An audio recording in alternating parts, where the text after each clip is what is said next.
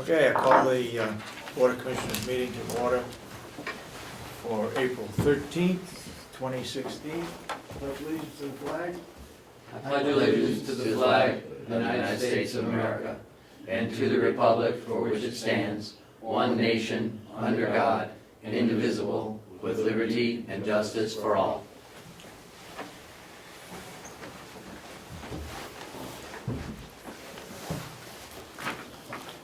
We have approval of the minutes. I'll make a motion to accept the minutes of March 28th.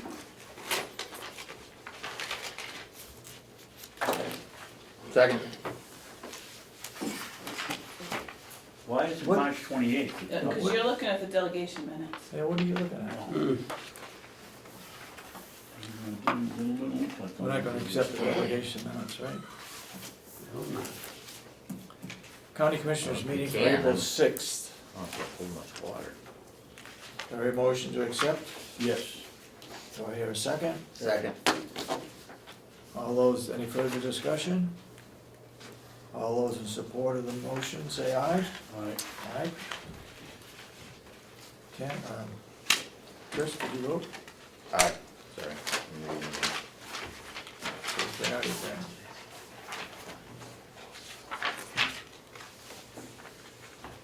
Do these minutes get to send to everybody ahead of time? Or just Yes. me? Yeah, Okay.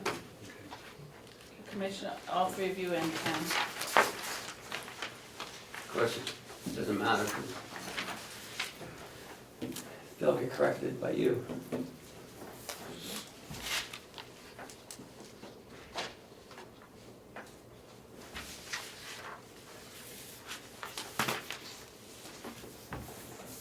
Okay, public input? Gentlemen over here, any public input? No public input? Okay. All right. Ken? Yes, Mr. Chairman, I'd like to have Jason come up real quick. Last week, Kevin Warwick was here, Thursday, Friday, from Alternative Solution. And I went over along with Commissioner Babson for about an hour and a half on Thursday. Pretty interesting stuff, exciting stuff. How much And money has he brought in so far? about 6 million already. Really? So, yeah, it's a good roll. So, Good investment.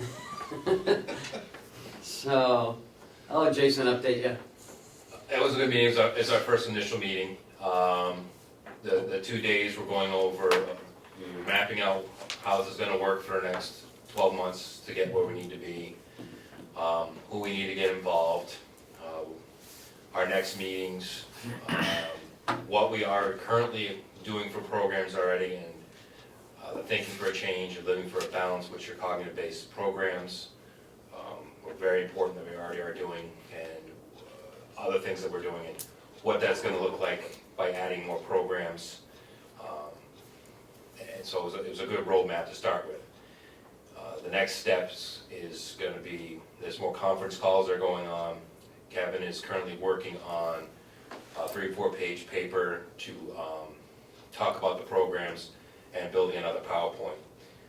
June 1st, if that's to be on the agenda, he'll come over and brief the commissioners of kind of where we're at, kind of the skeleton of the project.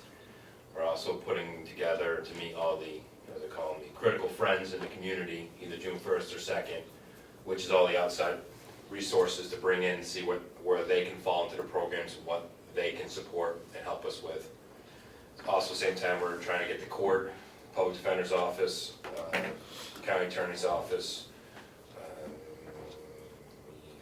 and chief of probations. That'll be a separate meeting with them to talk about, and then a separate PowerPoint for them and their roles. This whole process, because we have to get buy-in for everybody, including the courts and that kind of stuff that would utilize the program. So it's just a lengthy process to work with him back and forth.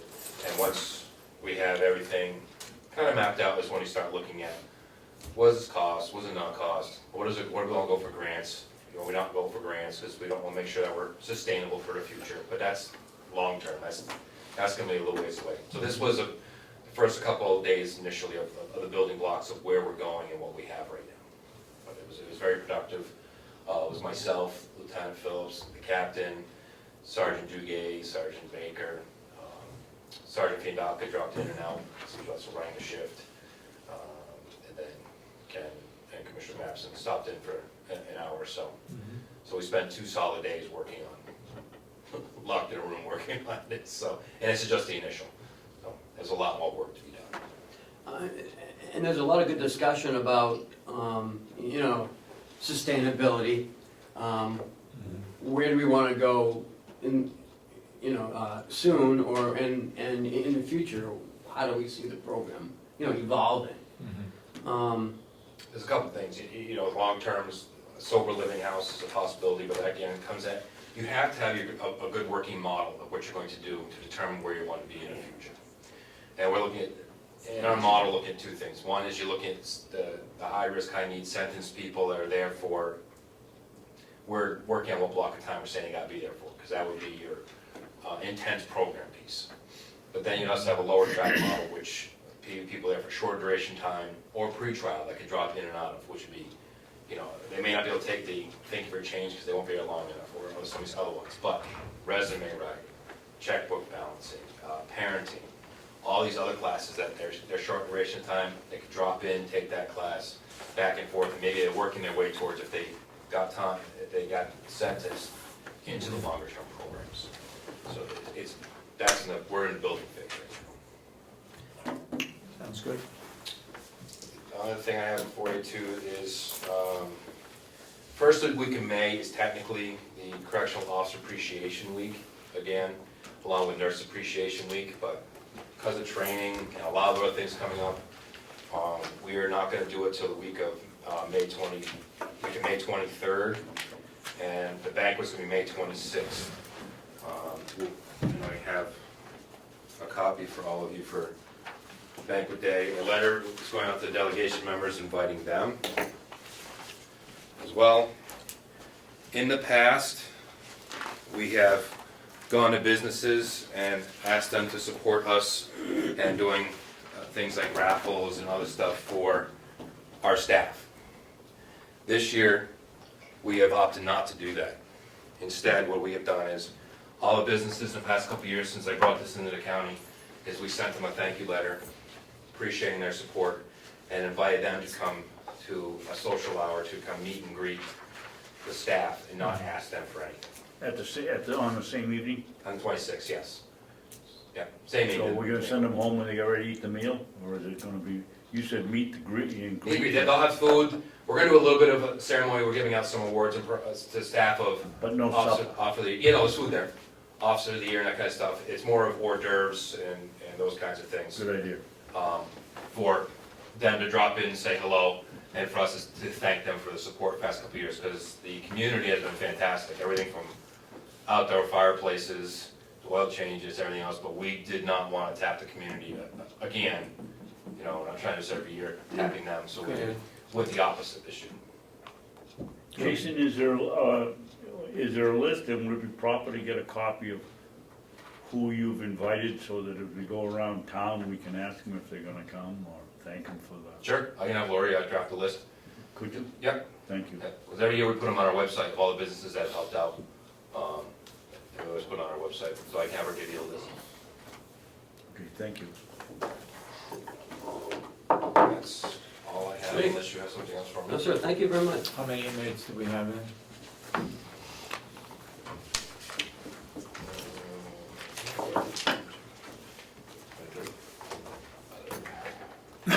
We currently have 57 in-house, 68 total, 3 on monitor, and some other ones are transfers.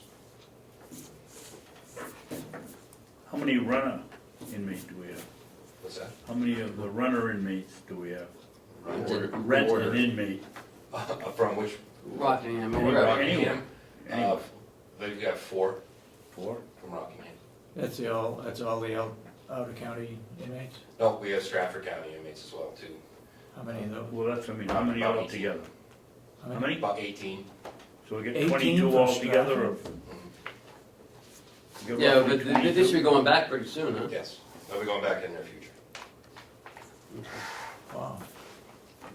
All right, well, thank you. So our county inmate population, just from people within a county, is how many?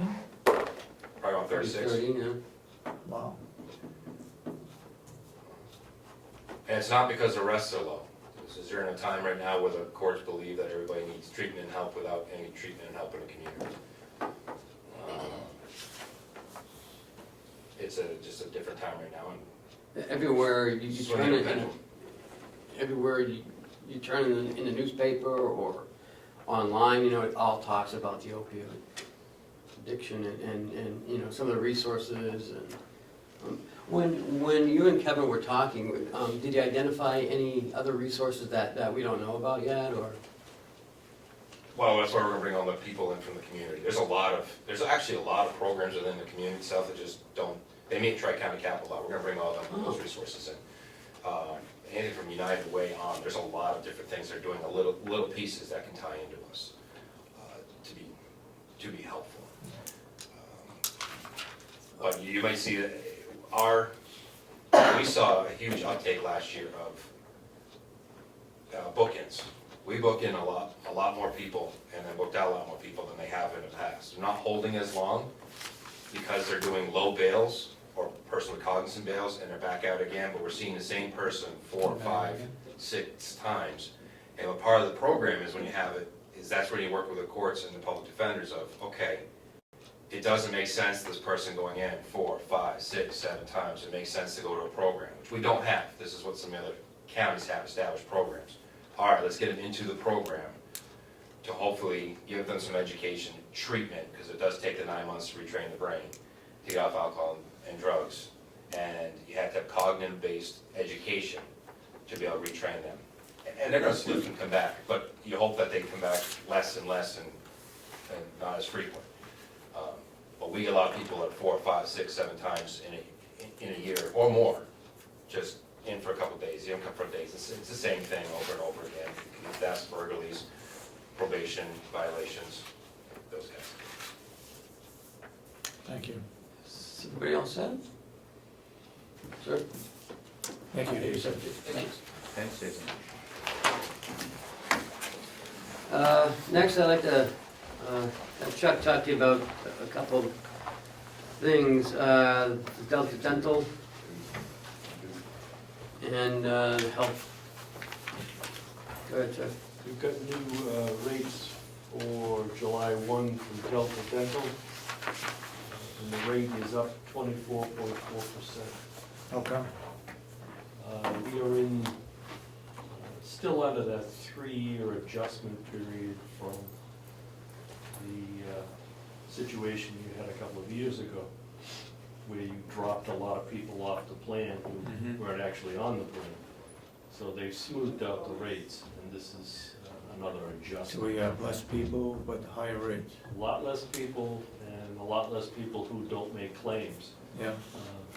so that your claims But are it up should go and- down if they're not making claims. If the people don't make claims, then the rate should go down. Well, they didn't make claims because they weren't actually on the plan, Okay. even though we were paying for them. So Mhm. you've got less people on the plan, so your rate goes up from that. Okay.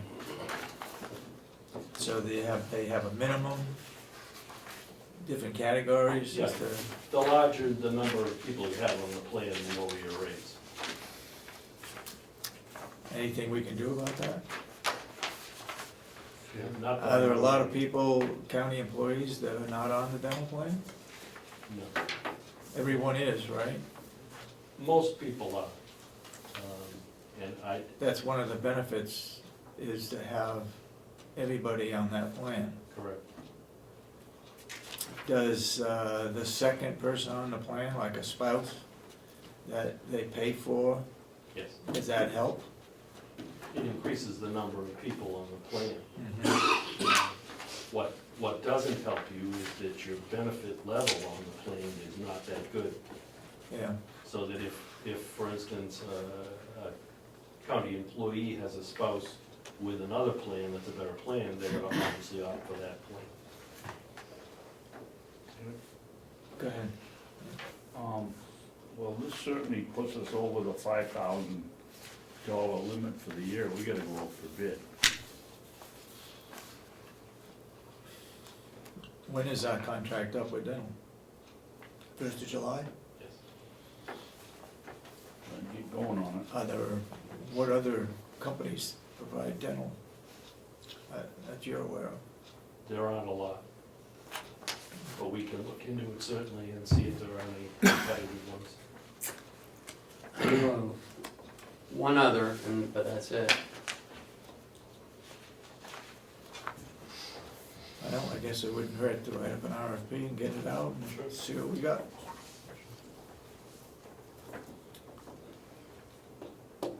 What else was there? We also have medical rates for interlocal trust. We don't have them yet for the Teamsters Union.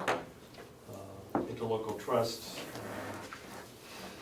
gave us a little bit of good news and then the bad news. The good news is that we get a rebate from 2015 in the amount of $73,000 because they have a $1.1 million rebate that they're giving back to all their customers.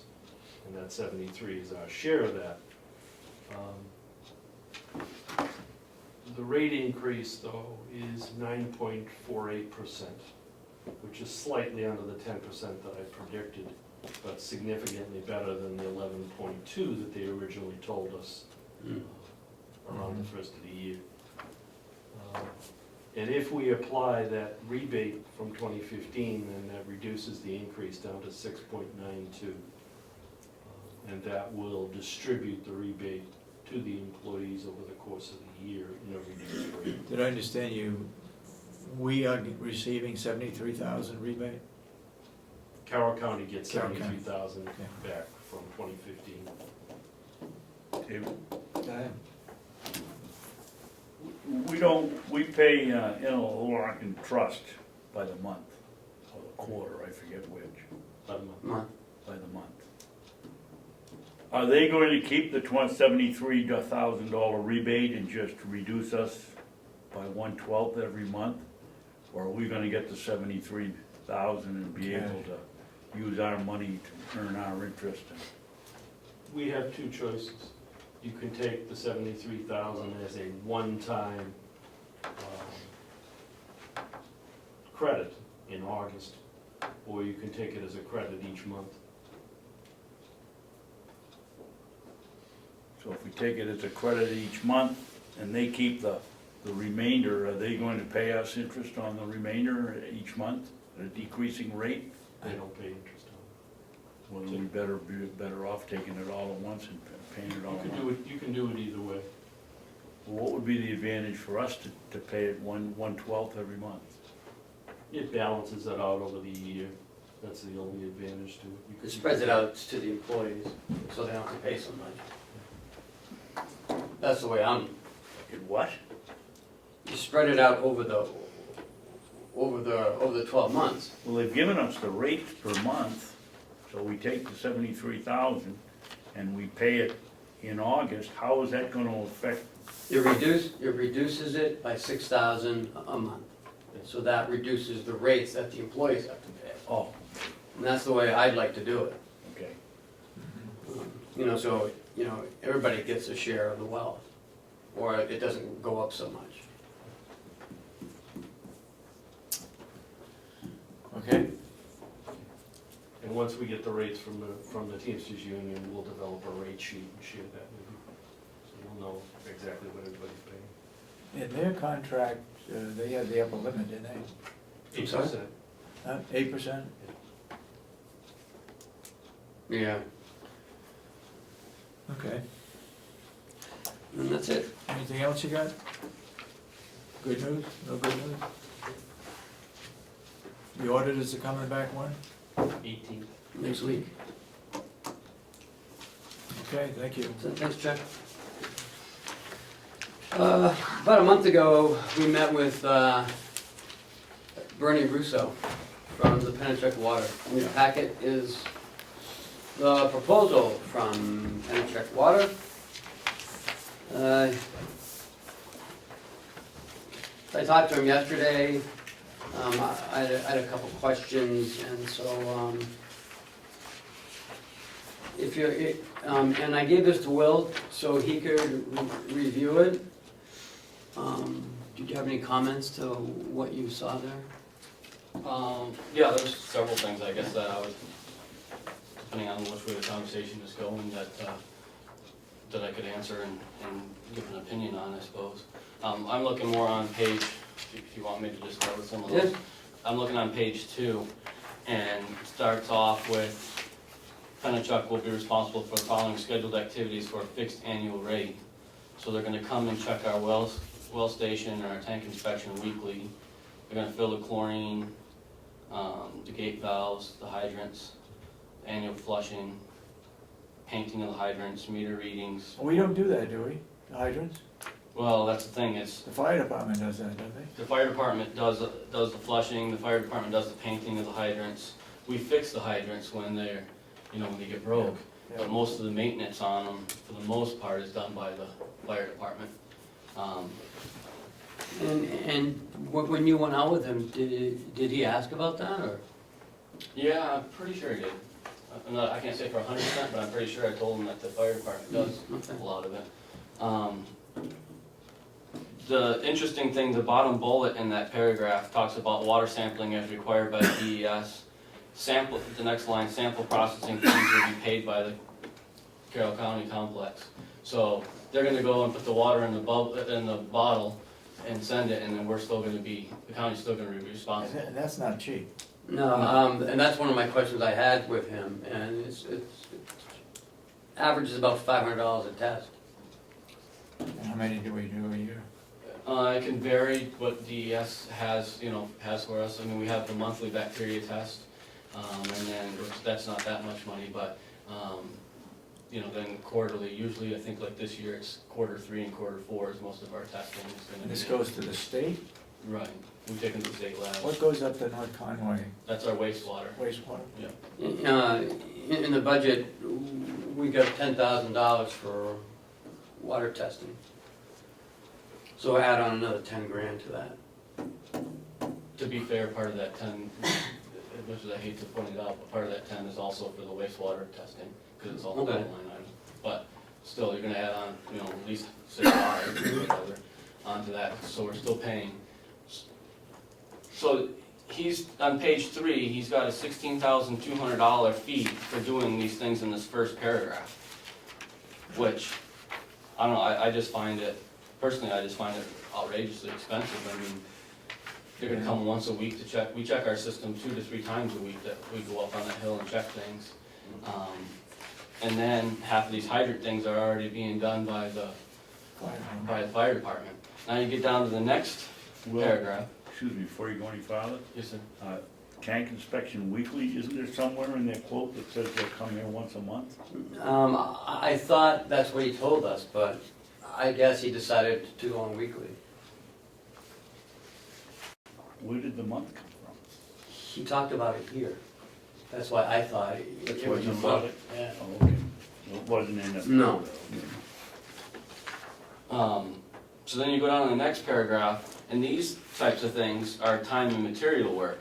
So any emergency responses, water service turn on and off, locating the curb stops, hydrant repairs, which is what we do, not the fire department, and meter repairs or installations, which we do quite a bit of, turning the service on and off.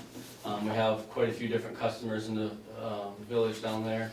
One off the top of my head who comes in the spring. He's a merchant marine, so he's out on the ship a lot, so he likes his water turned off while he's gone, so he can shut his whole house down, and then when he comes back, we turn it on.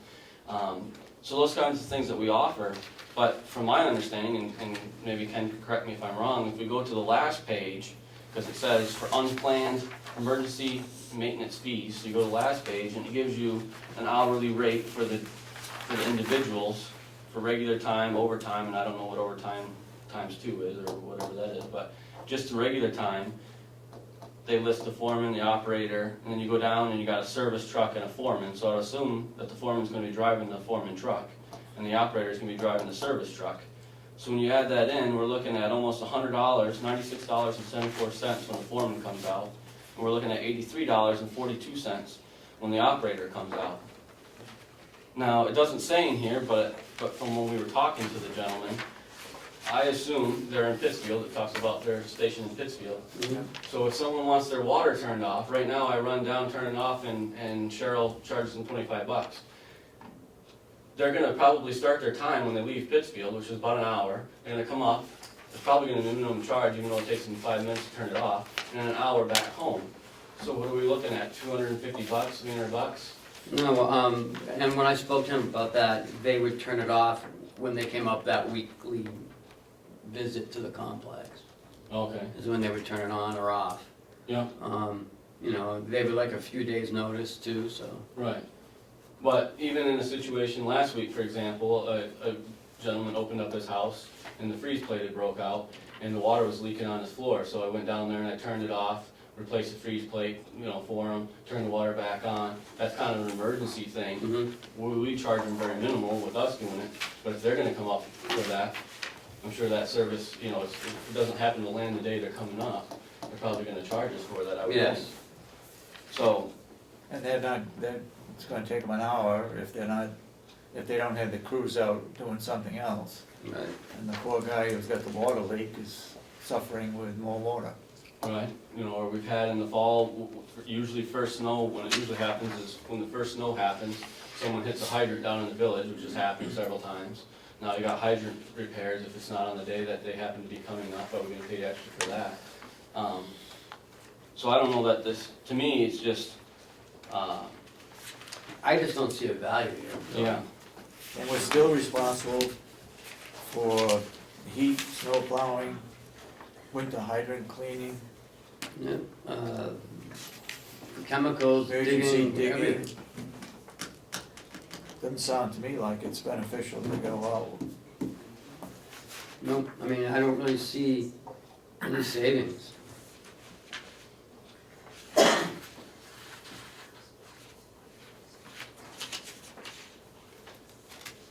If they come here, we hire them, and they have to do a repair down in the village, does the bill come to us, or does it go to the homeowner? Us. That's the part I didn't like either. from the curb stop to the house generally is the homeowner's responsibility. But any main lines of the curb stop, onto the main lines is all would come to us. But even if they go into the house, they're billing us, and then we have to get it from the customer. We still have to read the meters. Well, Well- they would read the meters Well, quarterly, it says on that first for paragraph. another, yeah. They would also do some of the billing too, for another $2,400. But again, the people would send all the checks to us, we would still have to deposit it. We still have to be on top of people, we still, and again, So in we still any, got the paperwork to do.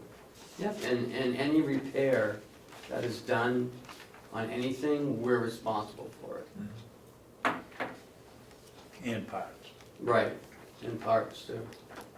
I'll make a motion that we continue to keep the water system under our control. Second. Any Do we further know- discussion? Well, do we know exactly what it costs us to do it? What does it cost us to do it? To do everything? Or is it The talking water about system. The water system, when before we put all our budget together in the past, speaking from the past, we were somewhere around $50,000 was our budget, 50 to 55,000 is what the old 4106 budget used to be here. But that includes everything, that's not just labor, that's testing, that's heat, that's all these things that they've listed and everything that we do and that could come up was covered in that 50 to 55,000. And generally, we didn't even spend all of that. And That's two what was people budgeted. too, right? And that's for expenses like purchasing chlorine and Yep. so forth. Anything and everything associated with the water was in that budget.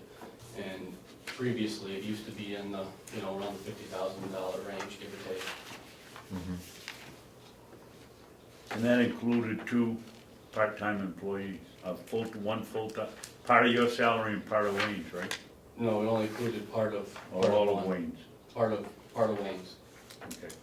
It was about, I think we had budgeted in there around $17,000 for salaries. And they're giving us a quote of 16.2.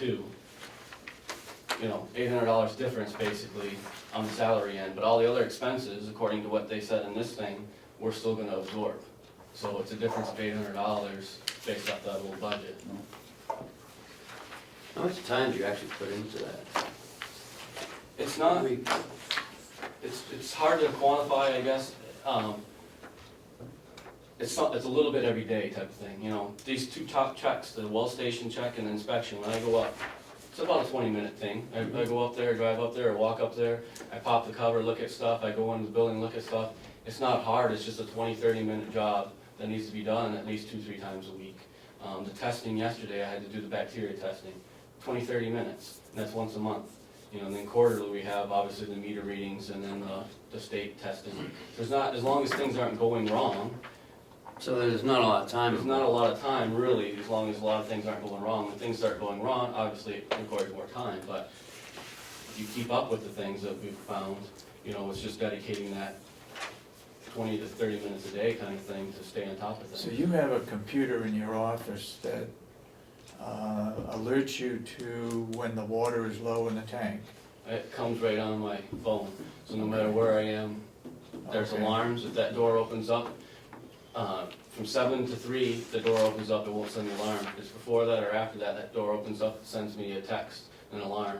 Every day it sends me an alarm telling me what the level of the tank is. Yeah. So it's all, that's all part of the SCADA system that they're talking about in here. So they do that? Well, what they want is, we would be responsible for it, but they wanna have it set up into their, it's towards the bottom of page 2. Yeah. They wanna have it set up into their emergency operations center, which is located down in Nashua. So it would ping down there, and then from there, which they operate it from, I believe he said 24/7, they man that station, and then they would call their operators, versus we have it to where it comes right to my cell phone. Is it true that will they bill the homeowner? You said no, they would bill us? No, they would bill the homeowner, but the people would send the check to us.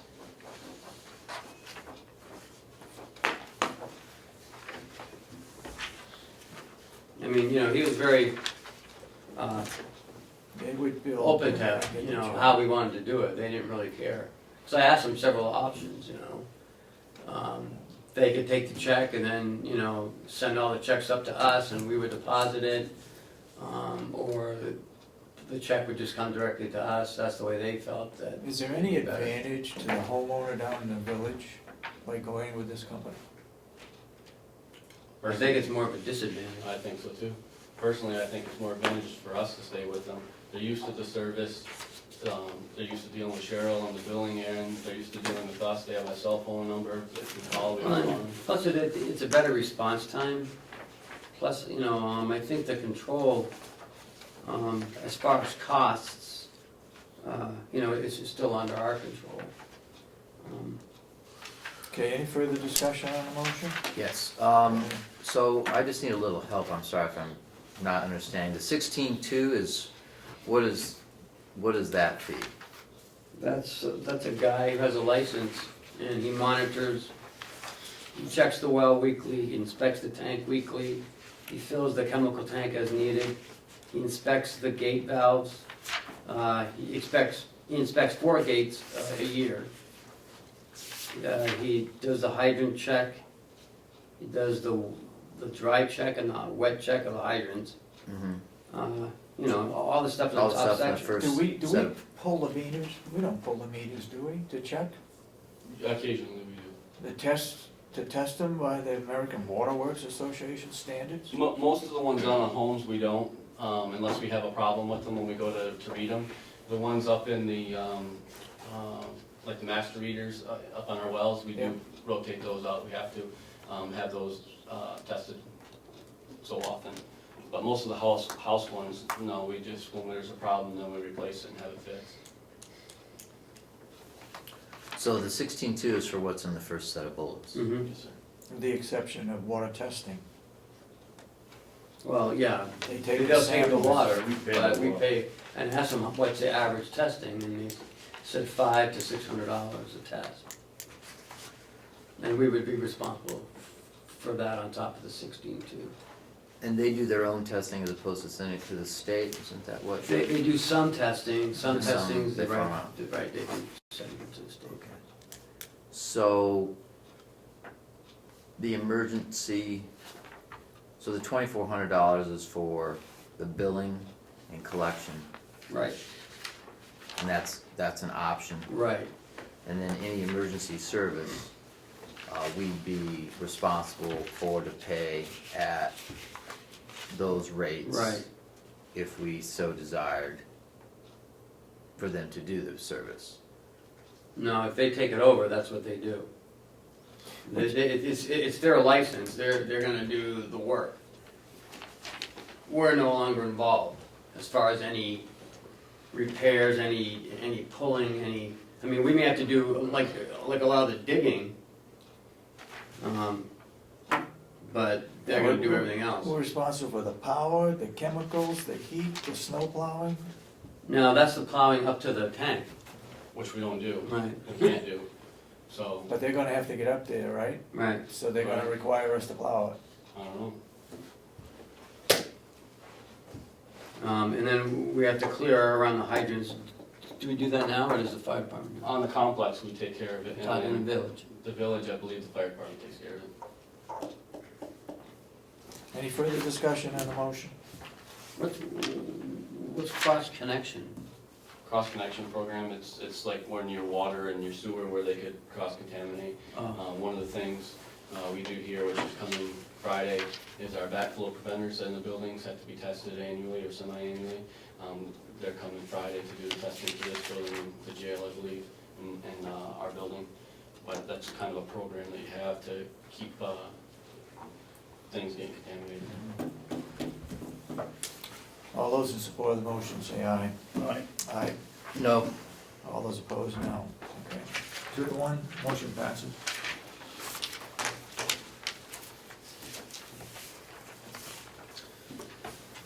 So, another issue we ran across on Friday is apparently we need one water operator permit to operate the water system. We need 2 for the sewer system. And so when we laid off the employee, we lost that license. So DES called us and notified us that we needed a second operator. So why don't you go ahead and just fill him in on the rest? Right, so, yes, last week, lady from the wastewater program who does the licensing and everything called me and explained that we have to have a primary operator, or they call it a chief operator, and then you have to have a certified, that has to be a certified chief operator and a certified backup operator. And all systems said, as we discussed, the wastewater rules that require each facility has a certified and a backup certified. And then it gives where you can go read the rules, but all the systems have to have that, I guess, which we were not obviously aware of. Well, we had talked to the state about the water system. See, I asked way back that someplace it required 2 people, 2 licenses. And so it's the sewer, not the water. Right. So what's your recommendation? Well, we're gonna send Mark through the program. He's been working with Will for 3 years. I thought you meant Mark McConkey. No, No, not that Mark? no, Mark Ayers. Yeah, he's been working with Will for 3 years. That has to be an employee, Well, a county employee? yeah, because someone else is gonna, you know. Why would you wanna hire out? It's a backup though, right? It's a backup, but if you had I think you wanna have someone that works, right along with me, that knows what's going on, so when there's a problem, they can go out and help fix it. If you have someone just because they hold a license and they're sitting in an office somewhere. Okay, that's just a question. Right. Yeah, I still think how that would work, because I'm just kind of running through my head real quick. I mean, if, yeah. How much is a license only what, a couple $100? $50 to take the That's test, $50. is what I read on this. And a test? Yeah. That's the test. I would recommend, and they have, when I took it, in October, they have a 4 or 5 day class, a prep class that you go to, all day class of the week. They teach you about stuff, and then about 3 weeks later, you take the exam. That's what I would recommend that we do with Mark. They do have an exam coming up in June, but I don't think it'd be fair to just throw them in the fire to go take the exam. This wastewater is a harder license to get than water licenses are. So it's something that I think we should take the prep very seriously. What that prep class costs, I'm not sure, $100, $200, something like that maybe, I'd have to look it up. Plus a week. Right, plus the week, and then we'd have to, pay for the test also. Okay. So I guess that's what I guess we're probably that's gonna do. the only choice you got. Yeah, Right. so. Did you wanna talk about the blueberries while we have him here? Sure. What about the blueberry? Did you want me to mention it, or? Yeah, go ahead. Spiderweb Gardens sent us an email asking us what we're gonna be doing with our blueberries. They take a lot of blueberries from Cape Woods, I believe. Well, he asked us a couple questions. He asked us, what our yield for 2015 was, can they be picked and delivered? Are they picked daily, or does he want us, or could we do it like Tuesday, Friday? So there's an outlet for our, for our blueberries up the road there in Tuftonboro. How much are they willing to pay? Well, that I don't know, we haven't gone any further than this, because we're still not sure what we There was wanna no do point with it. discussing the cost with them if they weren't interested in doing it. I'm not sure where, we talked about it last week about prices and what we're gonna do with the bushes, and so, I don't think we haven't decided what we're gonna do with it. Well, you got inmates that can pick. Yeah. And you got a supervisor of the inmates. Who does the pruning well? I usually do, Has it been done yet this year? not yet this year. It's on my to-do list in the next week to 2 weeks. Would be better to go with the quart? All right, in my case, I have about 1,500 bushes. I have pick your own in a quart, $4 a quart. People come in and pick. I'm not there, they make their own change. I'm not sure you can do that here, but I'm telling you what I do. They pick, sometimes they pick in containers, they estimate how many quarts is in a container. You can do it by scales. I don't wanna be there all the time to weigh out everybody. On the other hand, some people have 11 quart, an even quart, others will pile it up just as high as they can, they lose half of them on the way to the car. Or the other way is to pick them in pints and sell them in pints, and that's where I sell mine, and it's $3 a pint. And you put this cover on it? And put the cover on it and put elastic around it. And this year I'm gonna be putting in a label inside the cover, it says picked and eaten, or my address or whatever. So that's what I do. So, if you had pick your own, now you sure you only get 1,545 pints? That's what I went through the And how many computer back plants you then. got, 1,000? Yeah, but that pretty much all came off of about 330 bushes down there, the mature ones. So you got a lot more coming. Oh, yeah. The other 800 we haven't really picked. They picked maybe 50 pints or something off those last year. there's so many blueberries down there that when those come in, we can't keep up with them. I mean, the amount of inmates that we've had picking Yeah. blueberries can barely keep up with the 300. How often do you pick? Sometimes we pick daily, sometimes we pick 2 days a week. Usually, like I was telling Ken, is we would deliver twice a week. But let's say I pick, say on Tuesdays and Fridays we deliver, but sometimes we pick on Monday and put them in the fridge. And then pick on Tuesday and then take those out. And then again, maybe Thursday, put them in the fridge. How pick Friday.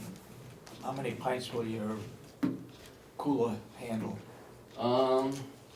It's a big refrigerator that came from the old nursing home. It could handle, I was putting in there probably 200-300. Really? The refrigerator can hold more than what the inmates can pick. I mean, when you take inmates down there, you go down in the morning, and if you can keep them there till lunch, you're doing good. You try to push it any more past that, and the productivity of them just goes down. I mean, they get tired of being out in the sun, they get bored. It's a How early do mountain they go stuff. out?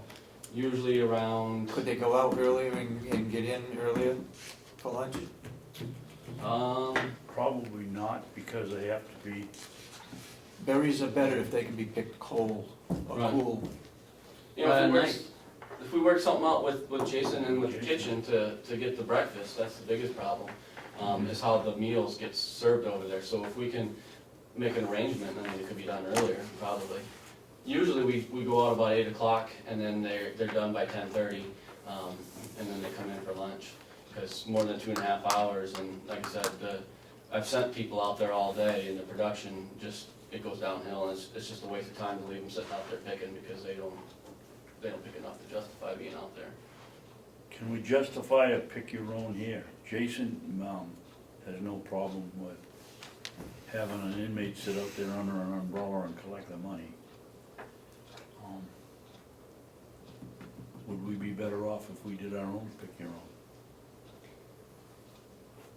own? How many pints do you sell to the nursing home? Out of this 1,545, I would say probably at least 1,000 to 1,200 of those probably went to the nursing home. And where'd the rest go? We sell some to 2 different local places. Okay. When you say the nursing home, you mean to the employees? What do you mean to? No, I mean to the nursing To home. the that's in nursing town. home itself? Right. Oh, to the kitchen. Right. And then, What about employees? Don't they take orders? Don't you take orders from employees? Yeah. so out of that, probably 300 or 400, some of those were sold to those other 2 places, and some of those were sold to employees. We probably sold a couple hundred to employees.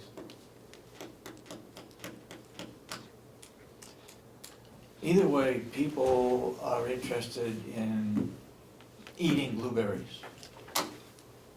I know what we gotta do is get them to them. I have more people coming every year, just by word of mouth. They talk with their neighbor or somebody and they come and pick. And I'm like you, I got more plants coming into production every year. I think a pick your own would be more ideal in the situation that we are as far as labor and everything, especially if we could work out something like Commissioner Babson said, of having an inmate sit out there in front of the jail with the cameras and everything and taking it. The disadvantage for the first year or 2 that we may have is just getting the word of mouth out that people can come here to do a pick your own. Yeah. You know, that part of the business, like you said, I think it would just roll on as we went on, but Yeah. the first year or 2, you know, I don't know how it would. Could we do both? Could inmates pick some and sell them locally and have pick your own too? We could try it, I think. I mean, that'd alleviate some of our labor issue. You know, if we just went down once a week and picked, and then let the rest of the week. See, we pick about every other day. Yeah, I would still pick, like every other day, Right. and then, And You how know, long let's is try your this. season? Usually About a about month. 3 to 4 weeks, And it starts the last week of July? usually, yeah. It's either the last 2 weeks or the last week of July into the week, first week or second week into August. Right in that ballpark. is usually what it is. Can you run you said the inmates are out there sometimes every day, but they're done by 10:30. Is it possible to do the pick your owns in the afternoon? Just have it at separate times, have the inmates go out there in the morning, then have the pick your owns in the afternoon? Well, it depends on how many berries are coming in, because you go send the inmates, like at the beginning of the season, there's not a lot of berries, so they'll move through that area quite a bit, and if someone showed up in the afternoon, there's nothing right there for them to pick. Now you get into the middle of the season, and the guys can, in the morning, can probably only get a third of the way down, picked, because there's so many berries. Then you would have plenty for those people, but if you don't have some kind of a schedule, I would think they could possibly show up and not have anything. We put notifications on email so that we notify people when they're coming in, or if they're slow, or at the end of the season, we're closed. But we keep a running list of people. Why don't we do the pick your own like the last 2 weeks? Because then we know everything's in. And they may not be able to get them all, so the people can get the rest. I mean, we have to try something. I think a combination probably the first year. Well, remember, if you're selling them to a business, you got a commitment to them, because they're counting Yep. on your inventory. But if Stockman is interested, he'll take all you can pick. The same is true for Ledgewood Farm. They take all that the Caprins can pick. And they've only got, I think they only have 2 people picking. One of ours that we've been selling to the last few years is the same way. I could take 100 pints, 120 pints down there a day, and they take them every single day if I can Yep. produce them. Yep. You know, there's so many ways to, like you said, so many people want blueberries, and there's so many places that take them. It's just a matter of getting them there. Well, I think you ought to think about both ways. Have the inmates pick and sell them locally, and nursing home gets a priority, and then have you pick your own. Well, where did this talk come last year that there were stems on the blueberries? Yeah, I don't know if like I- them. The stems in the blueberries, have them dump them in a cookie sheet and move the cookie sheet back and forth, takes the stems right off. And there's certain varieties that the stems tend to hang on more so than other varieties. I forget what varieties you have, you remember? You got Patriots. Patriot is one. And Spartans, Toros, Spartans. Dukes.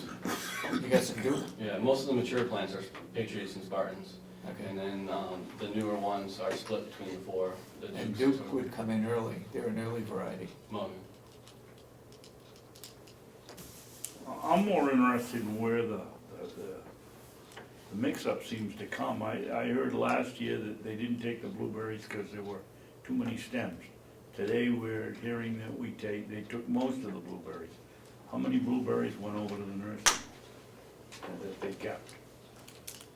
they kept everything I took to them because they took them in, Jason took them into the jail and he froze them on a cookie sheet and then he put them in the vacuum sealer and they vacuum sealed them so that they could keep using them all winter long. Who de-stemmed them? I think that's supposed to be the cooks, I don't know. I don't have time to sit there and de-stem everything, I don't have the facility to You do it don't- properly. No, I'm not saying you should, I'm just trying to find out, we seem to have a mixture of stories, whatever we do with vegetables here, and we're trying to figure out where we can go and what's fact and what isn't. There's no reason, well, thinking off the top of my head, if the inmates picked them, they could do them right in the jail, in the kitchen facility at the jail. They got coolers there too, or freezers. They could vacuum pack them and freeze them right there. That's what we did last year, yes. Okay. And then they're taken over to the nursing home when they need it. Right, once the freezer so much got in there over at the jail, then we throw them in a box and take them over to the nursing home. And a lot of the overflow, I think, that they couldn't fit in the freezer at the nursing home, they were using the old freezer at the old nursing home. Nursing home, yeah. That's what happened last year. Out of 20 quarts that we might pick at a time, we'd probably throw away 1 quart of bad ones. So you have to hand pick them, you have to have a procedure whereby you're emptying out out of the box that you picked them in, and picking out the bad ones, and then you fill up the pints in my Right, we case. usually put them in buckets, and then I have all the pints laid out, and then we slowly dump them in the pints and pick stuff You out. gotta have another step in there where you get rid of the bad ones first. You can, Right. in order to get $3 a pint that I get at a store. It's a wholesale price. It's gotta have good quality, Right. and you can't have bad ones in there. Towards the end of the season, if they tend to get soft, I shut them off. I don't have any berries. Pick your own people will pick everything. But when you sell them, you gotta have good quality, you get a good price for them. And $2.50, you should be able to get $3 easily. Are you following the market bulletin for prices? Is that what you're doing? This price came from, a couple of years ago, we had problems with the kitchen saying our stuff was overpriced, and so I said, well, then you set the pricing.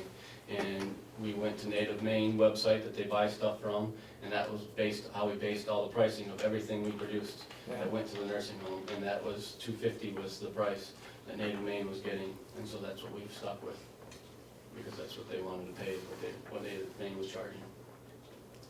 And you gotta also, we do the best we can, but you also gotta realize, I don't have quality people out there, yes, they're good workers and stuff, but they don't always pay attention, you know, they're not farmers, they don't do this every day, they do the best they can, But but once you get them sometimes they. picked and you get them into the jail, somebody in there, female inmates, should be able to pick out the bad ones and Right. box them. So do you have female inmates out picking too? Yes. You do?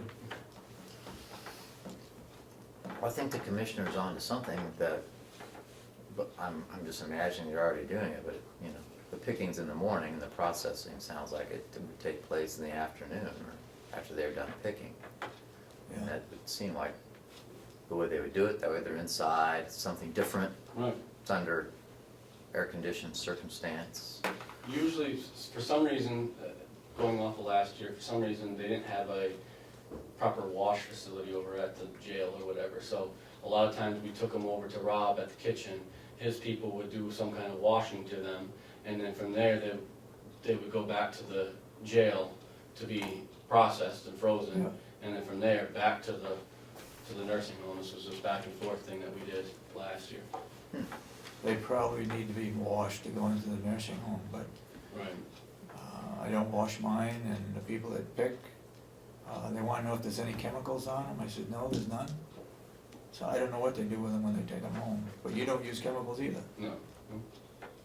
I don't know if they, and I say this as a general thing was going on, the blueberries they might not have washed, I don't know, I'm just saying like the beans and other things Oh, that we okay. did that needed to be washed, I don't know how we handled the blueberries. Our end as the farmers, we pick it, we send it off to them, and the processing is on their end. Well, I would think that that the kitchen facility that's at the jail already could handle doing whatever washing is also necessary. You know, I mean, maybe they have to have the inspector come down there to, you know, to issue the license, but I mean, the functional plant should have everything it needs to be licensed, just to wash them, to get them clean. But what about, do we know how many the Spiderweb Gardens is looking for and what our capacities are, if we looked at They'll that? take all they can get. But they want us to pick them and deliver? Oh, I know, can I tell the story? Yes. I was sitting at the diner the other morning with Mr. Eaton, who works with a committee with Bill Stockman, and I said, we've got the blueberries up there, they cut our budget $90,000, we don't know what to do with the blueberry plants. Would Stockman, would Bill be interested in either purchasing the blueberries from us, leasing our field from us, and him doing the work, and then you run your own, pick your own from here. And there was no discussion about quantity, except that they have a lot of opportunity to sell. Bill ran out last year. And so it was all very, very vague at the point. And then Annette sent this letter with the questions. I'll get back to him if you'd like. We know what the quantity was. Can we pick them and deliver them? Yes. Pick daily? Probably yes. And, pick your own, I'm not really interested in having him have a pick your own here, but would we be interested in leasing the whole, which seems to be the way the delegation wants to go with the budget, leasing the whole package to him and he can do what he wants with it. Even if you have pick your own, you're probably gonna have to have somebody out there. Could be an inmate, a trusted inmate. It's, what he was thinking is he'd lease the field and he'd run the pick your own Right. from the Yeah, field. yeah. So we wouldn't need an inmate, we wouldn't need anything. I'm going back to if we have pick your own. Oh, yes, you're gonna have, if we have pick your own, we're gonna have to have someone sitting out there. Jason said he has, I thought it would be a security issue, and he said, no, he didn't have a problem with it. I think if you had the option, personally, just what I'm looking at facing with this year's budget and staff, for this 1 year at least, would be ideal if he just came down and leased the whole berries or whatever, he took care of the picking, or pick your own, or however he wants to run the operation, and charges us, we charge him by the quart, or by the pound, or a year lease, or however, a predetermined price, and just let him deal with the whole shebango until we figure out what might happen next year.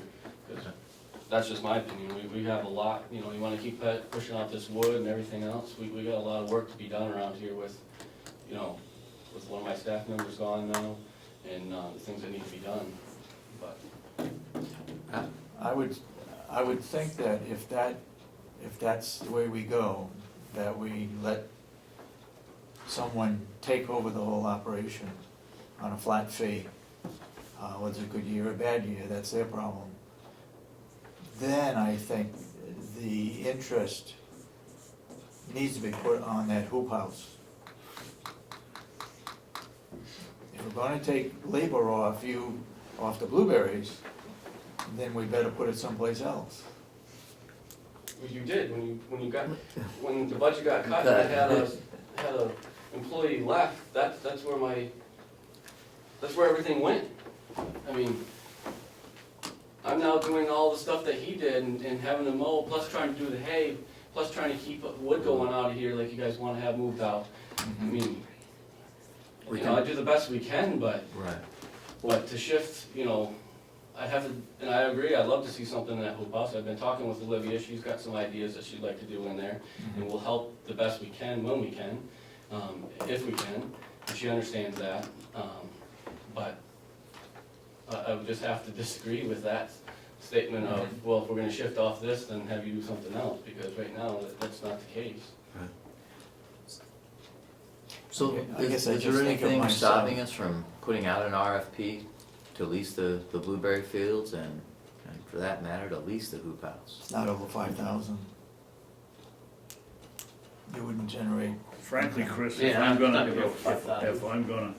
if I'm gonna consider leasing this out for 1 year and it's under $5,000, I'm gonna go to the best steward that I can find for that blueberry patch. If we're gonna say, you don't want them to come in and pick, not do the fertilizing, not do the pruning, and then next year we don't have anywhere near the production that we had. If it's over 5,000, we'd have to do it, but I don't see how it's gonna be from what we got. We had $3,800 worth of blueberries. And that was a bumper year last year, so.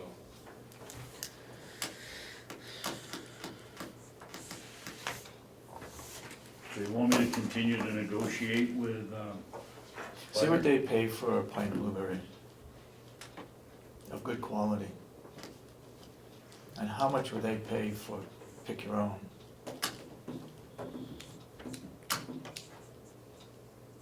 if they do pick their own, that's gonna be their business. I mean, Then they'd be we- leasing the field from Right. us, the whole. For the season, okay. So we The answer, basically, yes or no, do you want me to continue looking Yes. at it with them or not? Yes, yeah, I Okay. think it makes sense. we still got time. Have you got the fertilizer, Yes. We've had some left over in the barn that we've purchased in the past. That I think would be enough to get by for this year. So what do we think would be the reasonable number for him to lease the field? Somewhere between 3 and 4. Well, that's this total yield, right? That seems fair. Yeah, I mean, Well, we just heard Will say that was only 300 plants, and they got another Go. 1,700 somewhere that they're gonna give us some blueberries. Well, they're gonna happen this year, this right? year though. You'll start to get some off. I mean, those plants are 5 years old now down there, so they're starting to get some. We just didn't have the time to pick them all last year. I mean, like I said, the 330 or whatever the mature ones was all I could do to keep the guys picking those. So what's your estimate of the potential yield for this year? I have no way. It varies so much from year to year. I mean, I guess I would hope to think that we could get 1,500 like we did last year, but. Minimum. Minimum, I would hope. I don't know. I can't give you an estimate on that of, you know, until the buds start popping and we start seeing how many berries are on those bushes. It depends on how hard he prunes. Well, does it make sense for the lease to be based on yield? From whoever, you know, that would be what the So much lease a is. quart, or so much a pound. Yeah, I mean, would that make more sense? Well, if you were to come here, I'd have to think about it, I If don't you were know to- what I would do in that if you were to case. come here, which would you prefer to do? Would you wanna do it based on the yield that the field was able to produce and just say? Probably so much. Because that's not an impossible thing. There are other businesses out there where their lease is based on how much they sell. So for the field to be, of course, we'd have to trust that the person's gonna keep an accounting of how much they actually did yield. And plus we'd have a minimum of, well, we know it's gonna at least produce, 1,000 pints. We have a minimum, we know it's gonna produce that. But, Over 1,000 pints, it's so much a pint. I would think, being you're looking for a 1-year lease, if it was me coming in, if it was a 1-year lease, that would be more fair, if you will, for both parties to base it on a price per pound or per quart or whatever, because if it's a bumper year, then you both make out. If it's a crappy year, you both lose out. Now, if you're going for a long-term lease, okay, then the person The leasing ups it and can take a downs, risk. yeah. Right, but Right. when you're doing just a 1-year lease, why not try to keep it more fair for both parties involved? Right. If you were to ask me on that, So if they can get $3 a pint, do you think that, what would be the reasonable figure for us to charge? $1 a pint? I don't know off the top of my head, I'd I have to really mean, think they'd have about to, it. they'd have to pick them, so that's all the labor. I think $1 too high. I think discussing price is something that we ought to do in negotiation with the Yeah. guy that I wants to agree, and let them set a price first and then see if we can live with that. But I don't think talking about it here would probably be the right place, let them give you a price. Well, I'm just trying to get a ballpark idea of what the lease would be. That's all. Sounds like about $1,500, approximately. Not very much. Yeah, I'm thinking less than that. What? You thinking less than that? Mm, I'm thinking more. I would think more. I don't know, Ken, you're not a blueberry person. well, I'm thinking of all the labor that's involved in doing it. That's why you have pick your own. No Right, labor yeah, it's a whole involved. nother story if he's just doing pick your Pick own. your own, $4 a And- quart, they pick whatever, you don't have to worry about washing them, you don't have to worry about freezing them, you don't have to worry about who's gonna take them, they take them. And it's gonna take a little while, you won't have a lot of pick your own probably the first year, but it depends. Maybe Yeah, people like in you said, Ossipee will come and pick. I have people from Yes. Exeter, New Hampshire come all the way up to my place to get currants. So now, are you talking about him doing the pick your own? Or are you talking about someone else doing the pick your I own? was talking about him, Okay. us. If I had my druthers, I would like to see us try 1 year of pick your own, if we can get Jason to Yep. supply us with a trusted inmate that can sit out there and collect them. And not in a yellow, an orange uniform. Yeah. But I think we should still have Will pick too. Oh, well, yeah, but I mean, Yeah. keep I it think here that's- rather than try pick your own and what can't get picked, we'll pick Because I think first that and that's the sell. revenue. We do a combination. Most of it's pick your own. I have two kids come, one of them's my grandson and a friend of his, and they come and they make $200 or $300 a week each, picking pints.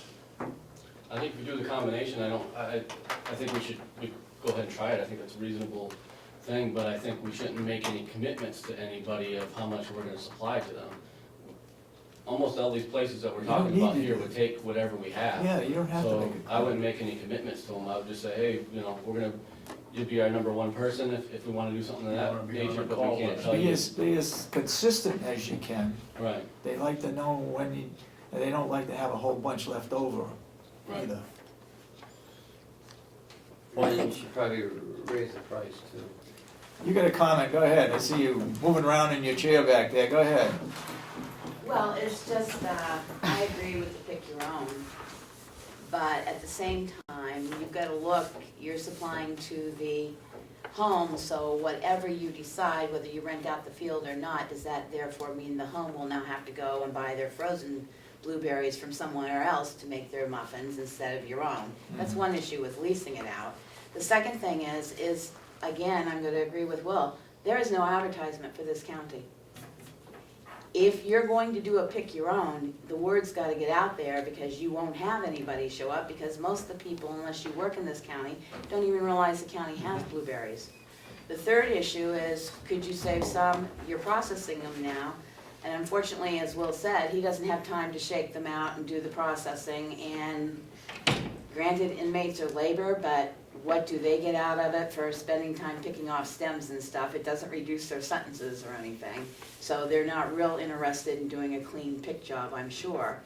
But many places also, this time of year or around December, you'll see that they're selling their frozen fresh blueberries by 10-pound lots because people don't have any fresh blueberries left in their freezers. That's a whole nother avenue of raising income for the county where they're already processing the blueberries and freezing them.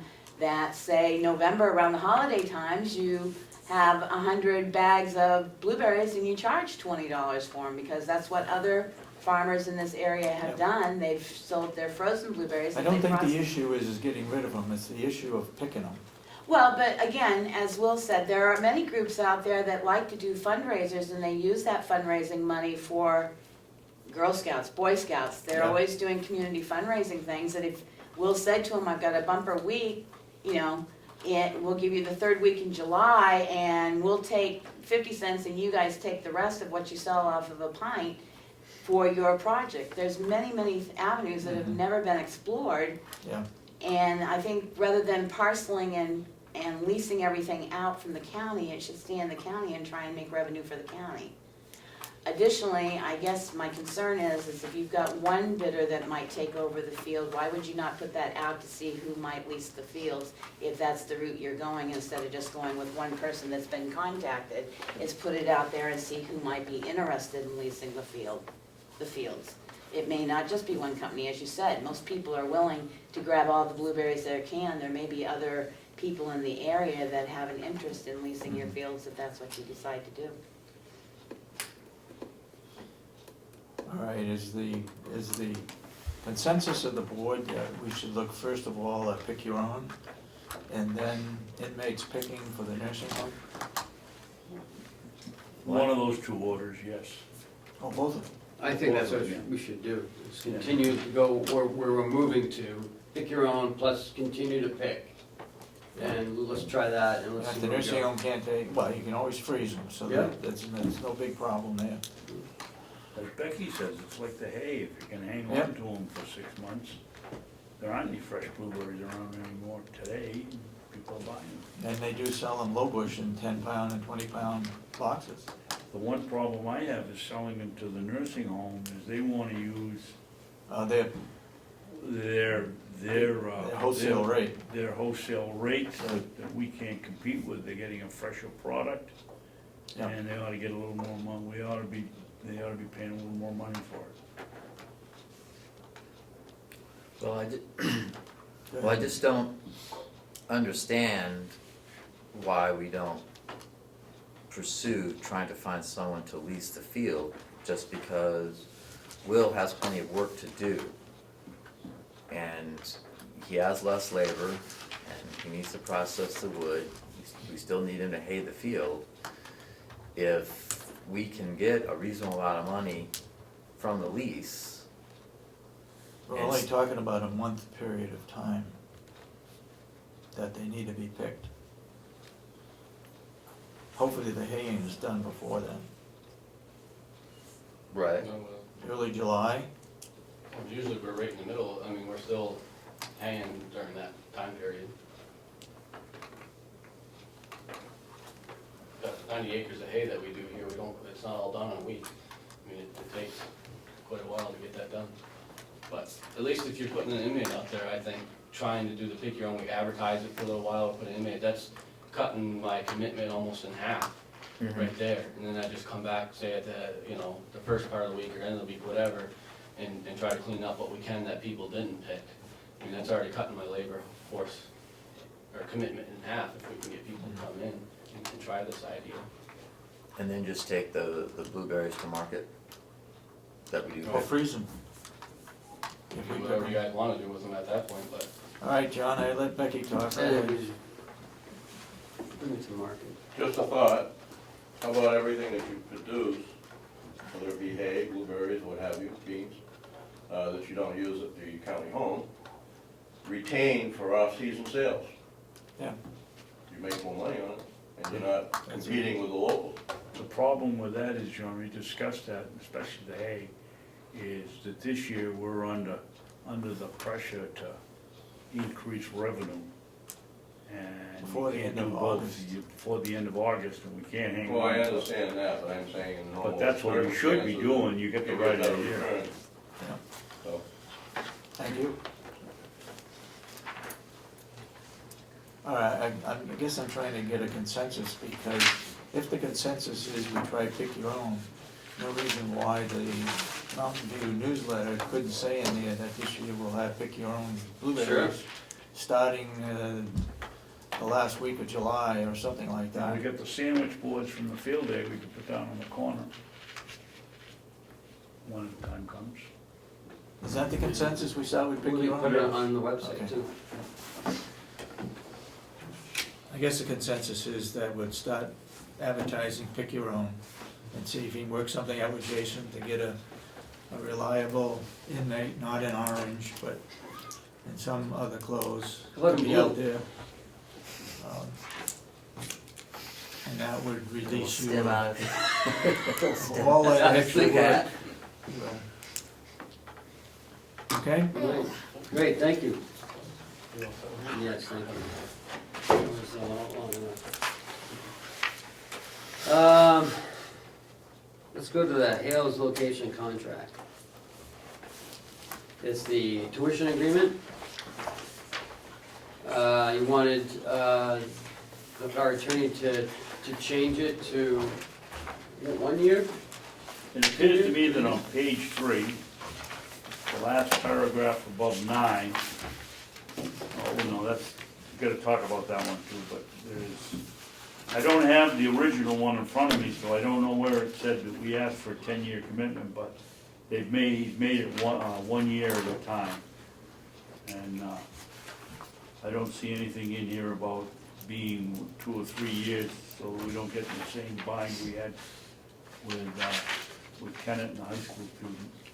Okay, so it's a 3-year period from July 2016 to 2019. Where are you reading? On page 1, terms and conditions. Okay, I guess he's changed that from having, yeah, that was where. I think that's yeah, it. I think commitment 3 was. years is a good time. Yes. The other thing that I did want to bring up that I didn't notice before was, just above paragraph 9, the county shall bear the cost of any due process proceedings, attorney's fees, awards, out-of-district placements, and compensatory, can't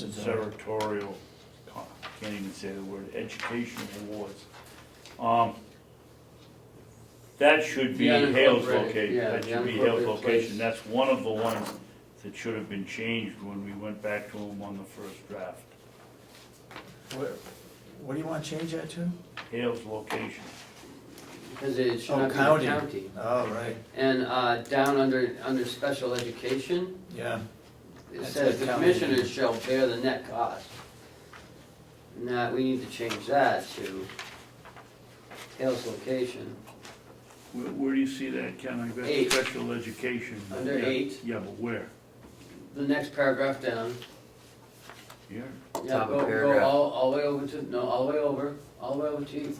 There you go. It Please, says, no. the commissioners shall bear, Oh, yeah. And Change also, above it, Hale, appointed by the commissioners. well,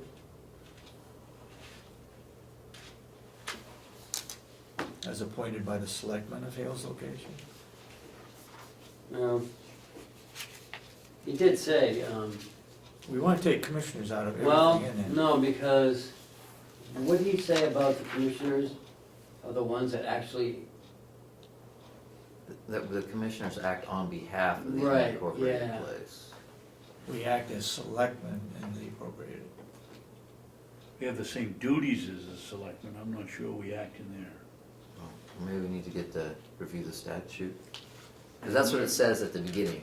The agreement's being made between the County of Carroll acting through the Carroll County Commissioners on behalf of the unincorporated place of Hale's location. okay, so That's what this says is going on. Yeah, So it may, And then if you such look at that- introduction, hey, A, and if you read A, it says the commissioners have the authority to enter into this agreement yeah, under RSA 28(7)D. yeah. I see several more places where he's used the county or commissioners that he didn't get when he did it the first time, and I didn't Right. notice it when I reread it. Yeah, well, let's find out whether, No, here it is again, payment, the county. And payment, the annual tuition payment shall be made by the county. I'll Gotta ask take the John county to out. go through and take out all of the no question about that. references to the. But that's where we are, I've gotta send it to Mark Consul, he's gonna give it to the school board, and we'll keep working on it. All right, we I need to think from relook a- at this again. Well, because during that conversation, we were talking about, he thought that the county paid the bills Paid the and bills, had the checkbook, and that's where he was a little confused. That's probably where he got confused. I think that's what happened, Who was that, our attorney? yes. Who,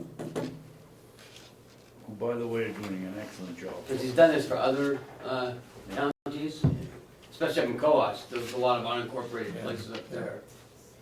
But up there, it's different, he said. No. Like Well, everything there's a lot goes, of- everything goes to the through, county, gets everything paid. goes through the county finance office, yeah. mm, Yeah. That's because they don't have the same setup that we have. Right. They have locations up there where there's just land, no houses, just landowners. Really? Yeah, there's several locations up there. Alright, so I guess we'll give him a call back. I'll call him back. All right, you need to find out first of all whether we can take out commissioners Okay. by law.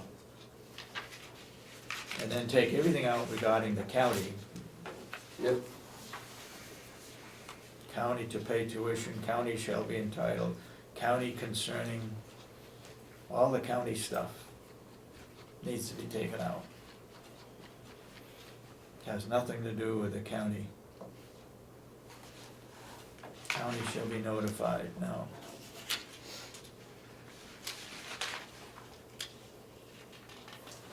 In fact, in some of those places, it should be the, what do we call it, an executive director, or executive? She's a Whatever. tax collector. Tax collector. Tax slash- collector. slash- town And clerk. administrator. town All right, that needs to be, before you take it to the school board, we need to check, do some changes in that. Okay, And maybe what we need to work, and I don't know, but maybe what we need to do is have a separate contract between the county and Hale's location. If we are in a bind with what the school district. we don't want the needs. county to be involved at all. I think that's Just what by Chris is law. getting at. Isn't it, Well, Chris? Right. What you're getting at. Right, that's what that's what I'm getting at. Maybe the RSA stated such that we have the authority to enter, blah, blah, you know. So we have the contract is written up that way, because that's the only way there can be a real contract, because maybe Hale's location can't enter a contract with the school, we have to do it on their behalf. But then we might need another contract between the county and Hale's location. So if these costs do occur, that they realize that they are paying. Who for would it. sign it for Hales? You? And you sign it for We the signed it commissioners for too? Hales.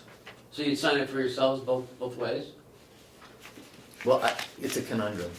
Yeah. It's a conundrum, Seems kinda weird. but We I'm set the just- budget and we charge them the rate, the $9,000. That's a conflict. We signed a If I check find out for about that, $9,000. You can only charge back 1 year.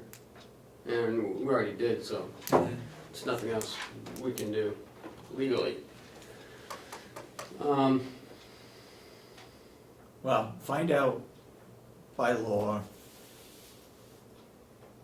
what our responsibility is by name, whether it's commissioners acting behalf of Hale's location, selectmen behalf of Hale's location.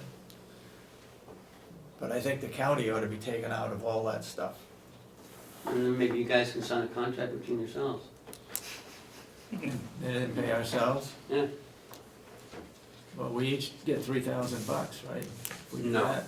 You don't get $3,000. Let's make that perfectly clear. You did not receive We $3,000. made a mistake when we set that up initially. The county That's all right. receives $9,000. You don't receive any of that. I know it. All right, next. Next is, you'll see there's a, we're starting to move forward with some internal control policies, and the first one is the payroll one. I emailed it to you the other day for your review. You did? Yep. that I don't remember. Yeah, I think it was, what's today, Wednesday? I think it was Monday. It's not in our packet though, right? Huh? It's not in our packet. Yeah, Yes, it is. it's right here.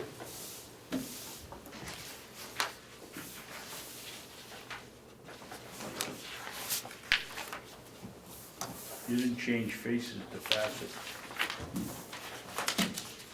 On, You get it? next to last page, Ken. You guys have one? I don't. You don't have one? I got the delegation minutes. I don't see it, I mean, I have it now on my phone, because I pulled up the email. But I don't have it. Wasn't in my packet. Yeah, it's not in my pack. Okay. Well, I'll run downstairs and get it. Maybe it's because you just gave it to me yesterday. No, I had them all down there. I copied them, I stapled them.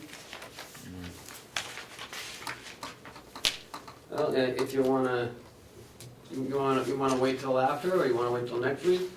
Or I can run downstairs and grab them. Wait till next week. Yeah. Okay.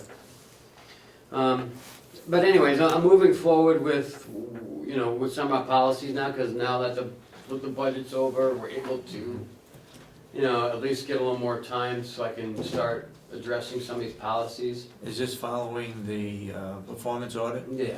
Okay. Well, it's following what we Between- should be doing. Between too. you and Check. HR, we ought to work very hard on that performance audit. And that's where I got most of my stuff from. Okay. Ken, don't forget to change all faces to all facets. I kinda like faces, but, Okay. where was that again, Dave?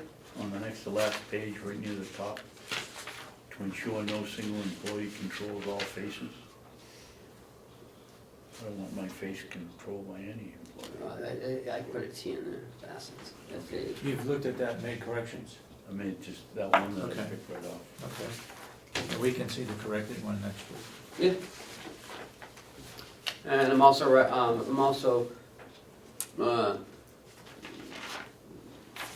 typing a whole, it's a, sort of like a packet for all, some of the departments to be able to follow as well. You need to check with HR and find out where we are in every employee getting a copy of the handbook and signing for it. We had talked about it probably over a year ago, and Debbie, I believe, came up with a estimate as to what it would cost to be able to do that, but we need something that you can add to it because policies change, or we have additional ones. So we need to have some kind of a, Weren't we gonna give each one of them a CD with them on it, and then if they didn't have it, that was we'd one have alternative. one copy somewhere that they could That come in was and one read and alternative. sign off that they read it? Yep, that's one We alternative. really gotta go through those policies, cause it's not a very good handbook, to tell you the truth. Well, Um, time to do it. yeah. I think, well, you know, it's, I think I put a committee together to review it and retype a lot of those, cause again, it's not very good. Okay. So we'll do that next week. And that's all I have for work session. Moving down to administrator updates. The Emerging Leaders Program is gonna kick off tonight. Bob and I will be up in another unincorporated place. Hearts, No. Hales, No, then you're gonna be way In up. Coas now? yeah, it's in Coos County. It's up near Twin Mountain. It's near, it's where the, Gorham? no, where the railroad goes up, it's near the Mount Washington Hotel, by some hikers center. I forget the name of it. Okay. Damn it. The Appalachian Trail hut right Yeah. there in Crawford Notch? Crawford Notch, yeah. Crawford Notch, Yeah. well, that's a little far north for you to be able to recognize. It's good that you're getting to know the Yeah, state. yeah. So, and then. Such a good idea that you came up with it, taking the company car, you'd be able to save a lot of mileage on that. The sheriff's using it for the next 2 weeks. So, At night, yeah. Well, He yeah. doesn't have enough Well, they patrol got- guys? they got magnetic blue lights or what? No, he's sending someone to the academy from the court. Oh, So they're driving back and forth to Concord. we don't have enough, how about, oh, We are getting a second one later on in the fall, because he's trading his other vehicles in for new ones. So we'll be able to have 2 county vehicles. And I, One too many. oh, Yeah. you know, Ken, maybe you're gonna go quite a distance tonight, round trip. It may be worthwhile for the sheriff to pay the mileage to go down to wherever his person's going. and he already take has the a car, so. It's already gone. He's been using it all week. Okay. Tomorrow I've got, I'll be in Manchester all day tomorrow. I've got that mediation hearing tomorrow. So I'm looking forward to that. Bob will be up in Crawford Notch for Emerging Leaders Program tomorrow. Hale's location I told you about already. And that's all I have.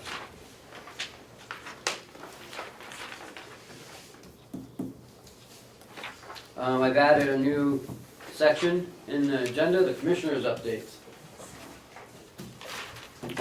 Okay, I would like to get this farm survey committee, whatever we wanna call it, organized and working, come up with facts, not hearsay, not rumors, get the facts straight as to budget, revenues, assets, labor, acres, hay, woodland, whatever, as to in the past, in the present, and what would be in the future, recommendation. I would suggest the following members. My recommendation would be Steve Knox, who is a member or a active member in town of Albany. Susan Wiley, who's been here to talk about the farm. I think we ought to have somebody from Extension, I'm suggesting Wendy Scribner. Be nice if we could get Bill Stockman, I know it's the wrong time of the year for him. But I think he would be good, especially with the hoop house, because he has several. I'd like to see, who is it, Riley, who's the selectman in Ossipee. I'd like to see Miss. Frank Riley? Frank, is that Frank? Okay. I'd like to see Melissa Siemens. I'd like to see Damon Steer. I'd like to see Becky Mason. And I'd like to see Representative Wright or Representative Bill Nelson, somebody from the delegation on it that maybe, I know Wright spoke about his constituents wanting him to vote to keep the farm. So that might be biased the wrong way, I don't know. But those are the people, and if others can think of other people that should be on it. Oh, I know another one would be from Effingham, Henry Spencer, might be a good one. How about How about Will? how about the gentleman that did all the work, Mark Long? Well, you said he wasn't interested once they cut the That's budget. what he wrote, something about it, but we ought to give him the opportunity, he's the one that got it rolling. How about Will, shouldn't he be on it? Will would be and Babson, Commissioner Babson would be a consultant Okay, to get the data, yeah, because he's To got all the the committee. information. and then let the committee analyze it, and Okay. be very truthful. I don't care if it comes out bad, excellent, or whatever. We just don't have, I don't have a good feeling about the farm.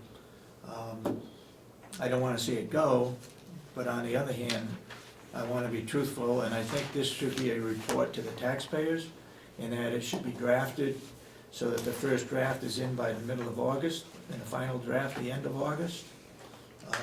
Those would be the timelines.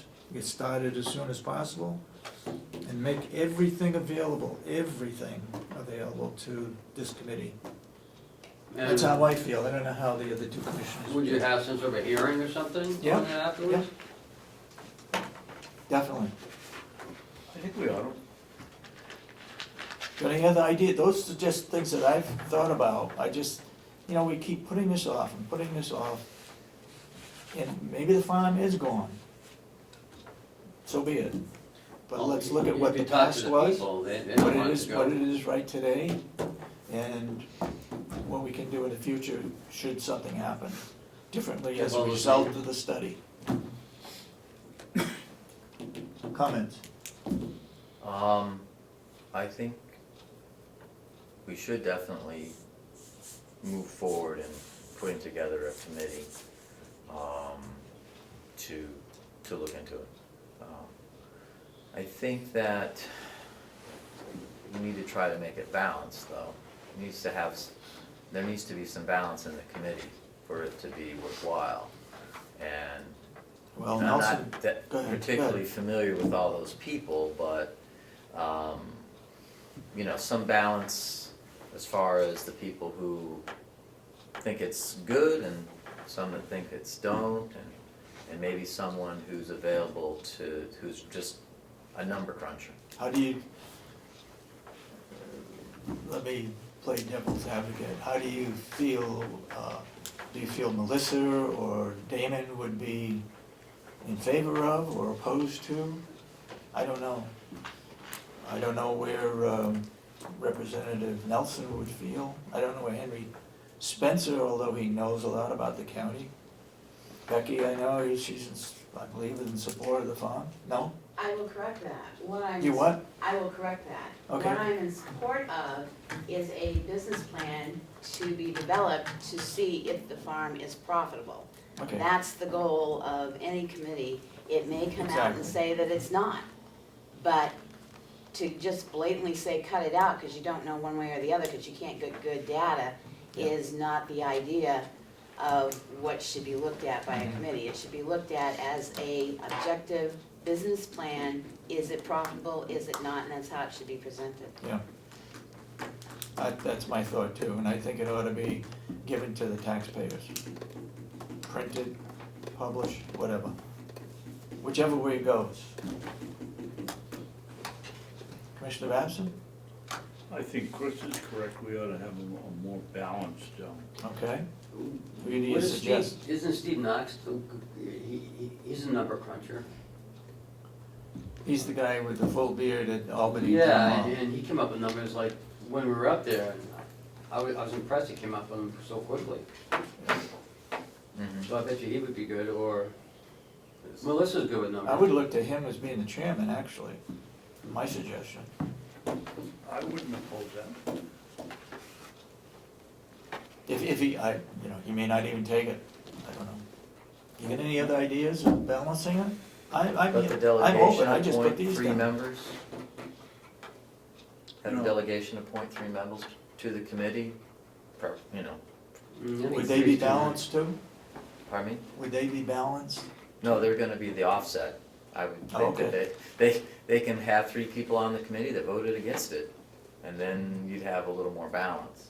But part of the committee would be to have all points of view Yeah. together and get them in the same room, try to find out what are the problems, what are the naysayers naying about, and see if you can find common ground. You know, it's, Go ahead.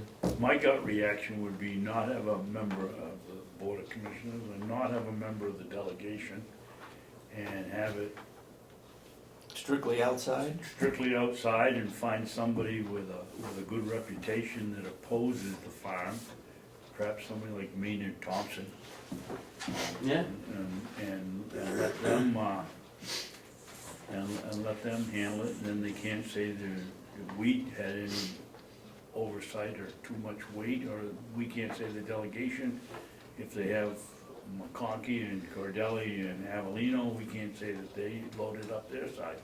Just leave everybody out and let the outside committee do the work.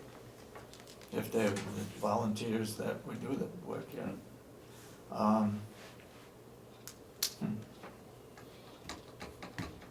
Well, you might think that Frank Riley was in support of the farm, but if you,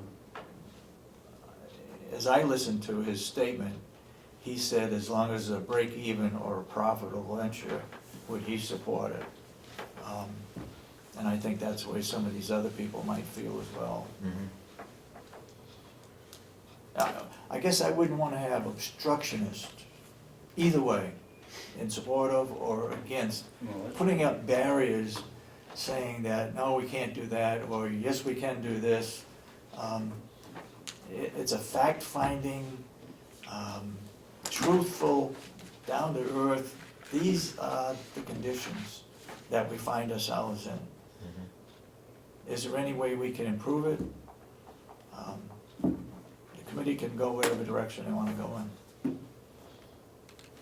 well, from my experience, being on a number of these statutory committees at the state level, is that you want to try to get everybody in the room, because eventually you might come to a reasonable solution that everyone can accept. And have found them to be successful. I've sat on a handful, and we bring, like when we did things on the Shoreline Protection Act, we brought in the builders and we brought in the Appalachian Mountain Club, and we have both of those people in the same room at the same time. We take the diversion opinions and get them together to try to figure out the best solution.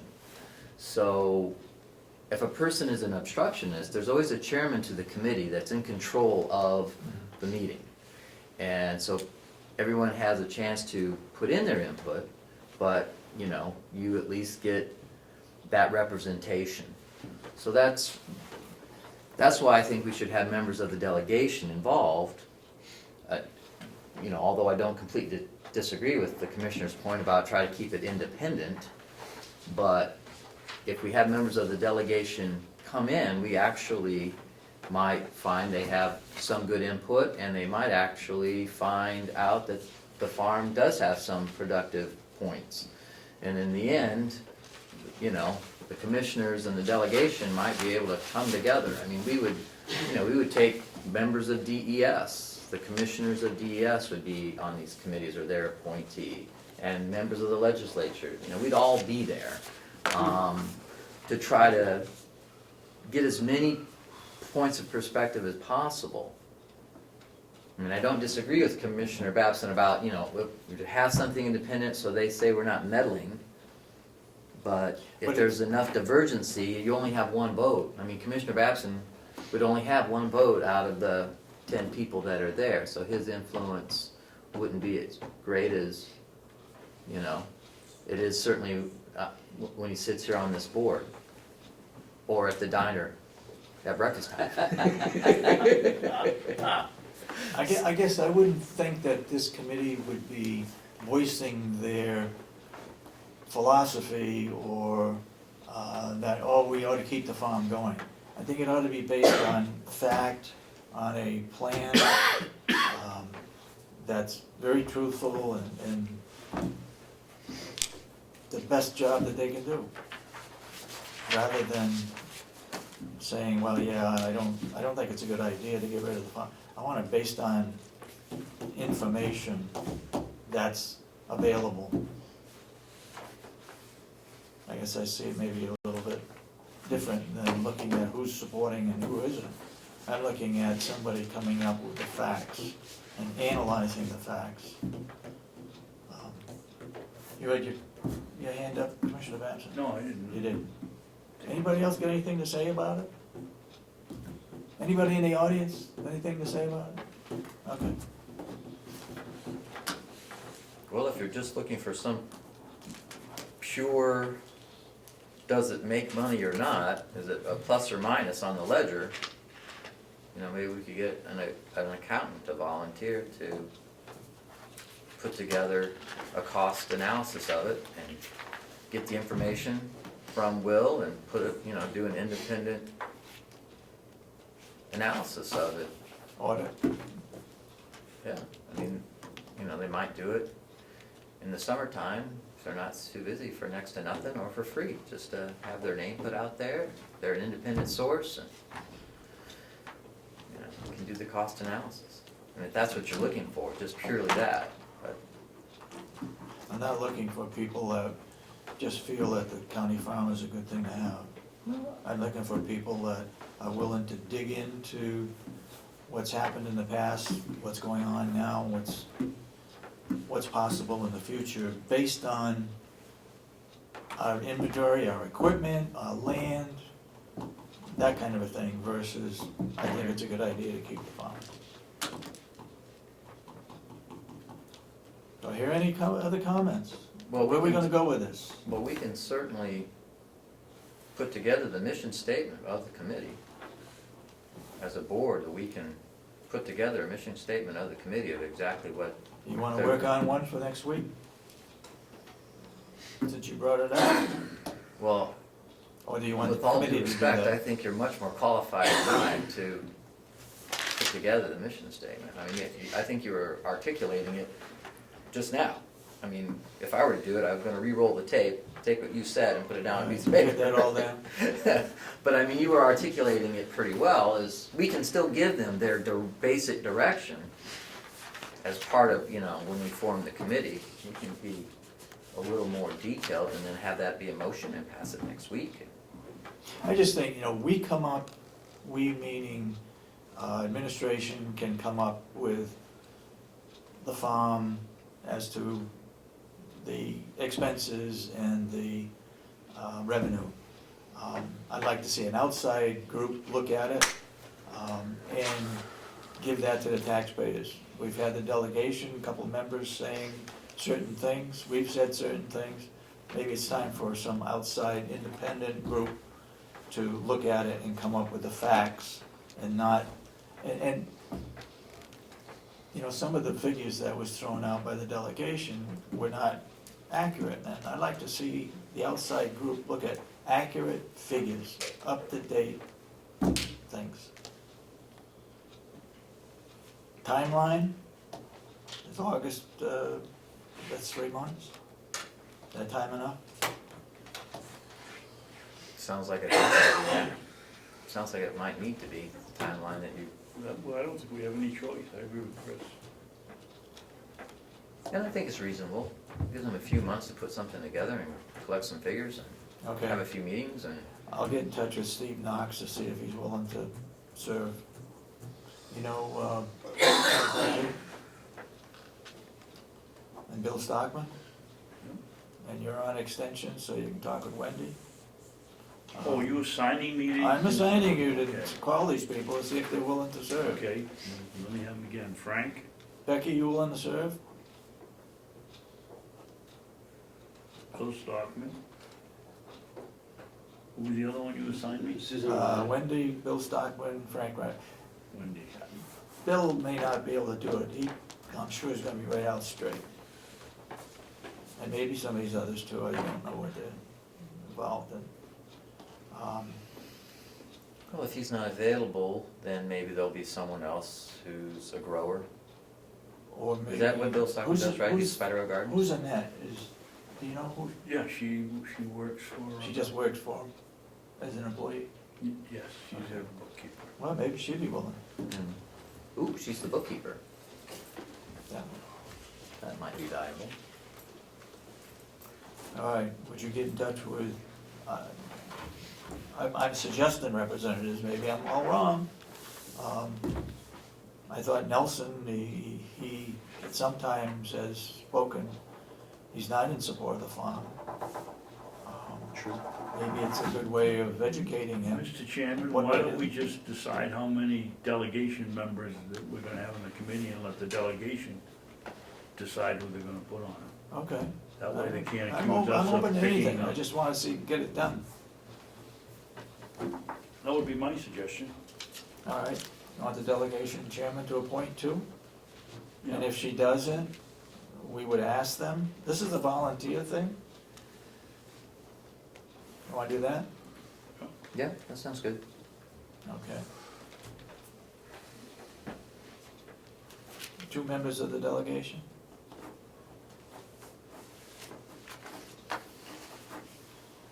What about, And I think if you're gonna ask her, and I'm not being sarcastic, but you might ask her to, whoever does the job, make a commitment to be here. Just like we're gonna have to make a commitment to be here. you want me to get in touch with Melissa Siemens, or would you prefer someone else? Or how about Damon Steer? Well, unless you, I have no problem with Melissa, but Damon is, other than the publicity that he could bring to the committee either way through the paper, would he be Valuable? valuable? We're talking about personalities, I don't know if we should be talking about them actually, but I don't, I think, the bigger the committee gets, the more unwieldy it's gonna get.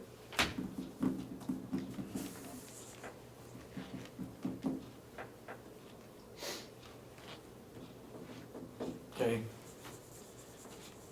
I have no problem with Damon either, but I would think we'd wanna, would you get a hold of those two? Melissa Siemens and Damon, I'll get a hold of Steve Knox. Susan Wiley, I'm sure, I'll get a hold of Henry Spencer. and what about Mr. Langley? Yeah?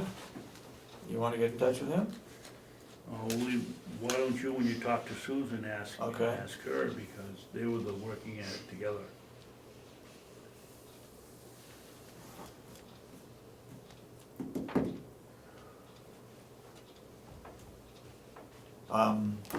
When would you suggest the first committee meet?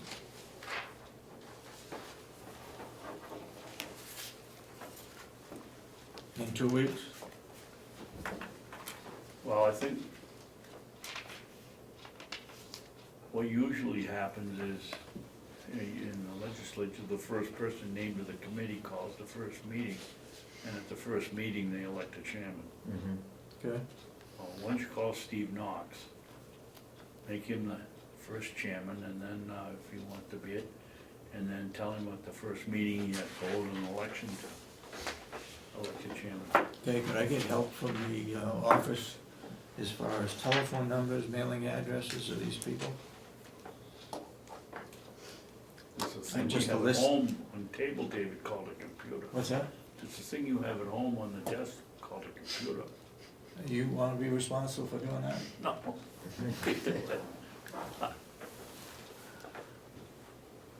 Well, let's see if we can't get this thing moving, Yep, I agree with you. okay? Yep. What else have we got on the agenda? For commissioners updates, you got anything, Mr. Babson?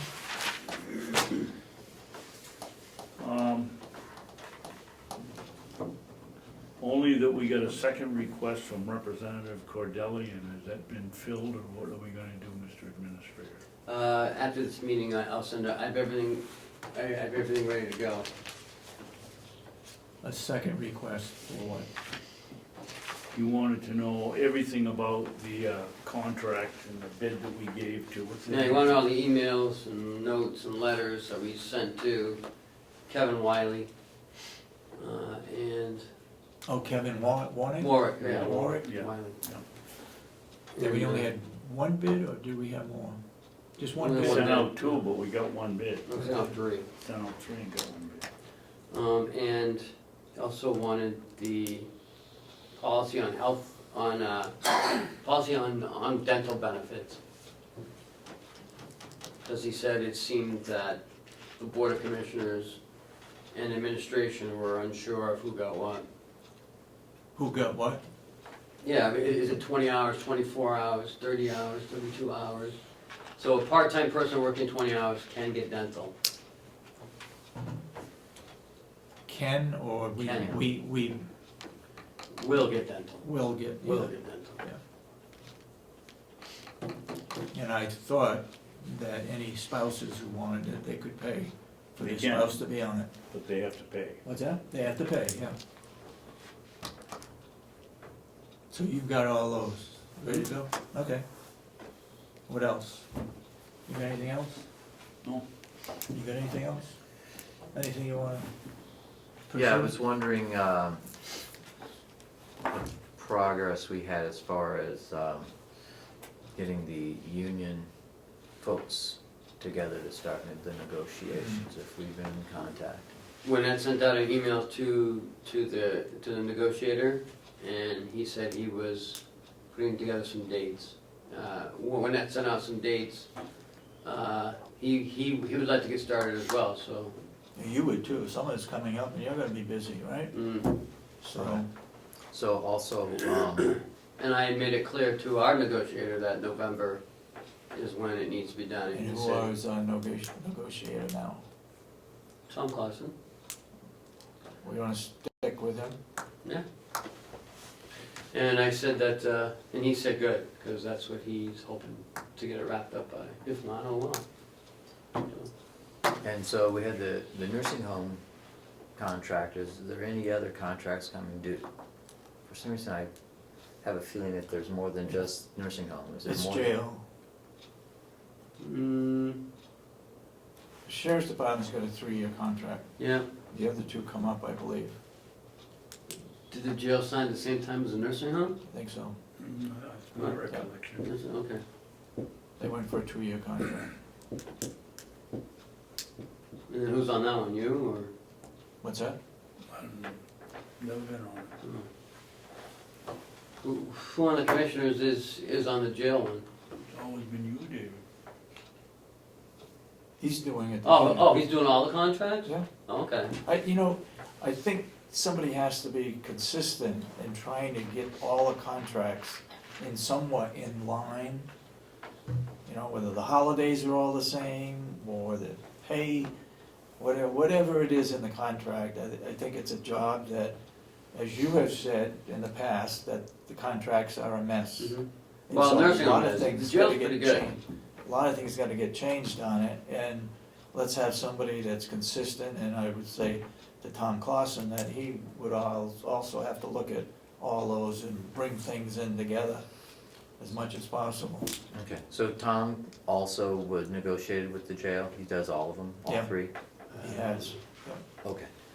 Not So saying he has to certainly- do it, we could find somebody else that's fine. He's been okay with me anyway.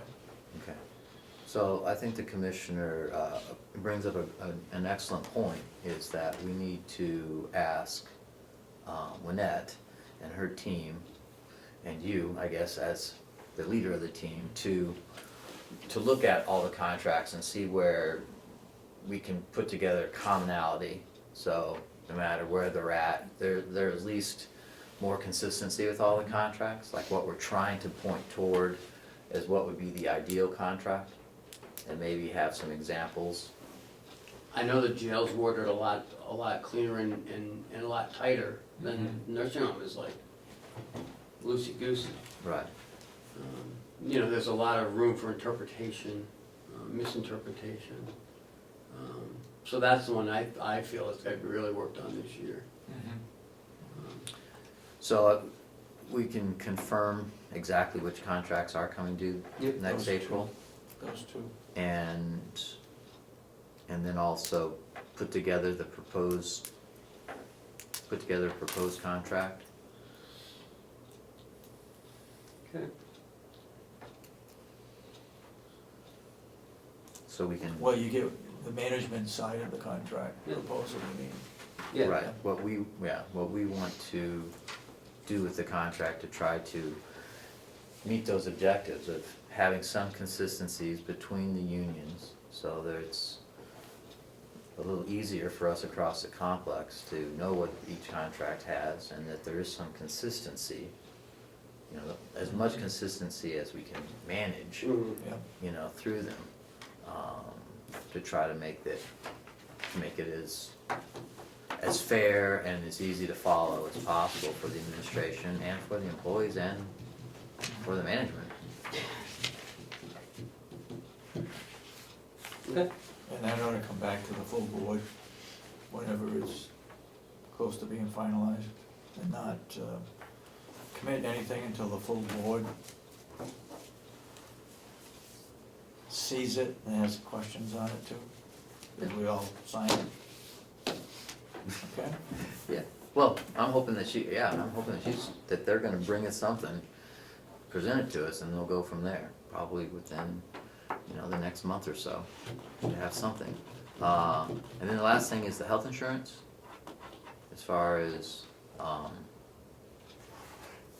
looking at the other providers of health insurance because that's in conjunction with the contract. You know, presumably there was someone that was coming to give us a presentation, but, you know,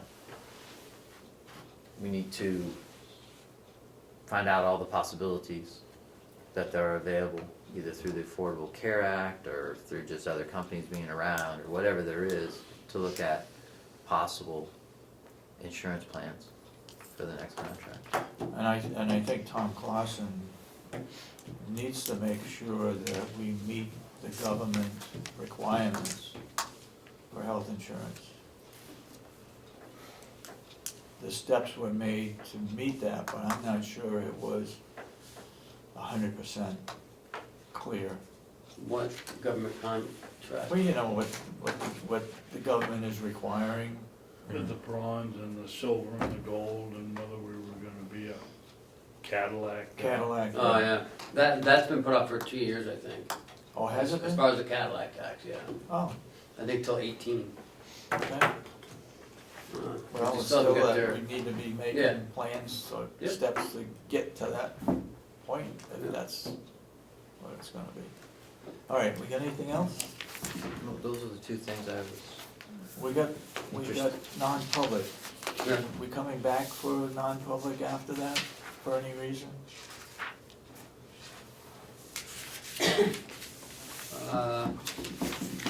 Not that I can see. No. All right, anybody got public input? Yes, Becky? I just have a couple of things. One, today's meeting was actually very nice. I know that being a public figure is not an easy job most of the time, and you have to develop thick skin. but I do wish you'd take the time to go back and look at some of the last tapes of the last couple of meetings. You may not like what people say or how they say it, but under the First Amendment right, they do have the voice to be able to speak what they want to say. Last week, I was very disappointed at some of the comments being made by elected officials and employed officials. They sounded despairing and quite truthful, disrespectful. I do realize that you guys take a lot of hard hits.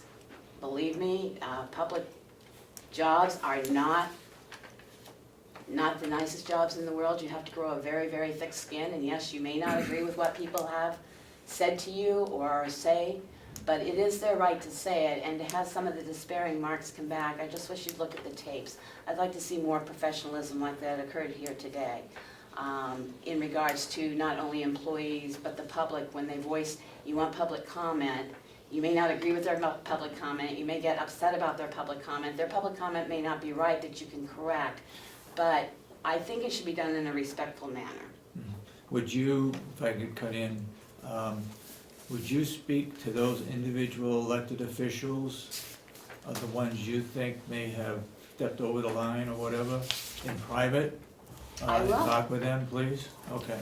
The second thing is I wanted to correct the statement where it was made that jobs are advertised, there are certain jobs that have been advertised in the paper, and that if county people were interested in those jobs, that they should apply, because county people do apply to those jobs. They may not meet the qualifications that you required, but county people did apply to jobs. So to say that things brought up, well, we've advertised if county people want to apply, county people did apply. They evidently didn't make the scrutiny to go forward in the interview process. So again, you many moons ago said public comment is not a time that we might respond. We want to research our facts. That might be an indication where you need to research the facts before you make a blanket statement that, you know, well, we advertise, county people ought to apply. County people do apply. They may not meet your criteria for application. The third thing I wanted to do is I did send Representative Unberger a 91A request. I don't know if you guys need a copy of it. It's already been responded to, but I know Cheryl keeps minutes and stuff for the delegation and paperwork for the delegation, so I brought a copy of the 91 request. I know Ken has been CC'd on the response. It was a request for minutes, so it's for delegation minutes, subcommittee minutes, and I received them. Yeah. It's been sent through the delegation. I didn't know if you guys wanted a copy for Yes, your we do. record, because Ken got a response. This is I your, just This asked David if he'd have you read it, Becky, because we haven't seen it. Oh, it just says, this was from you to them, a 91A? yes. Okay. It's just under New Hampshire Right to Know law, I'm requesting the Mountain View Community Subcommittee minutes for the date of February 26, 2016.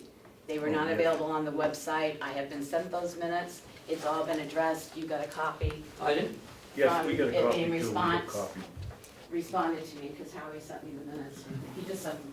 Oh, We didn't get a copy of the minutes, but we did get, I guess you sent it to Ken and Ken sent it to us. I sent it to Somebody Karen sent it. Umberger. Karen Umberger sent it to Bill Nelson. Bill Nelson sent it to Howie. Howie sent it me, the minutes, along with a copy to Ken and Bill Nelson. So the Okay. 91A request has been cleaned up. Okay. Thirdly, oh, at 9:23. I wondered, because I haven't heard it mentioned, as you know, there is a subcommittee of the delegation who is looking at what to do with the farm as well, and they have talked about an outdoor educational classroom. I did not know if you had actually seen something that I CC'd you on regarding the educational outdoor classroom that is present in Kentucky.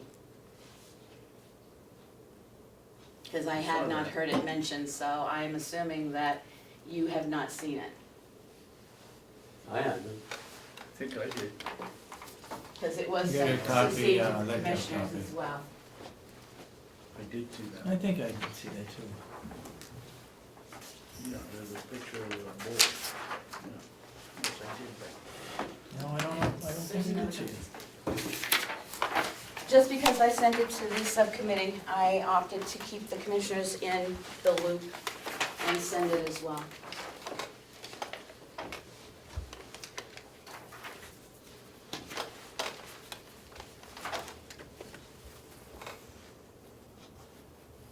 You can read it at your leisure, it's just an FYI of somebody that's already doing an outdoor classroom. I personally feel that it's a great idea. The only thing lacking in it is that corporate extension ought to be here on campus. So they But can I be just- right there I directly. just kept you in the loop because I Yep. sent it to the committee for Okay. the delegation. And that's it. Thank you. Okay. Well, I guess, speaking of 91A requests, we had that 91A request regarding the minutes to the caucus and my Mhm. eligibility. Oh, you emailed that. Right, Go right. ahead. It's kind of Speak old to it. news to us now, because I did find the statute that, and I'm gonna summarize this, that basically states that the person who replaces a person on a board, an elected official, has the same rights and privileges as that person, no matter how they are appointed or elected. So that's, Clears that up. if my memory serves me correctly, it's RSA 661:3. I could be wrong on the number, but I believe that's it. It's at least 2 6s and a :3. It doesn't make any difference, you gave us the essence of the RSA, which is just exactly what you said. Yeah, And that was sent to the individual that requested it, Mhm. Ken? Okay. so that was cleared up. Now, what about the minutes of the caucus? You have to have minutes? No, Okay. a caucus is, well, it, in accordance with the RSA, it actually falls under the heading as being what we term as being a non-meeting. Okay. The same as the attorneys, it falls under that same heading of if we're meeting with the attorneys and those things that become non-meetings. Okay. Any further public input? Mr. Brown? Excuse me, the 73,000 coming back from the dental insurance? No, No. Interlocal trust. That's not dental. The health insurance. Health insurance, you mean? Wasn't it the dental for 73,000? health No. insurance. That was a 24% increase. Dental. I thought it was the dental. The water contract was 16.2. Yeah. Will said the budget for that at the time was 50 to 55,000? That's a total budget, expenses and everything to run the water Okay, but department. that's a $34,000 to $39,000 difference to the 16. Now, the 16 was plus any emergency fees and all that. Chemicals, all Right, that all stuff. of it, all of Yeah. it. Water But there's still testing. 34 to 39,000 difference from what Will said the budget was before.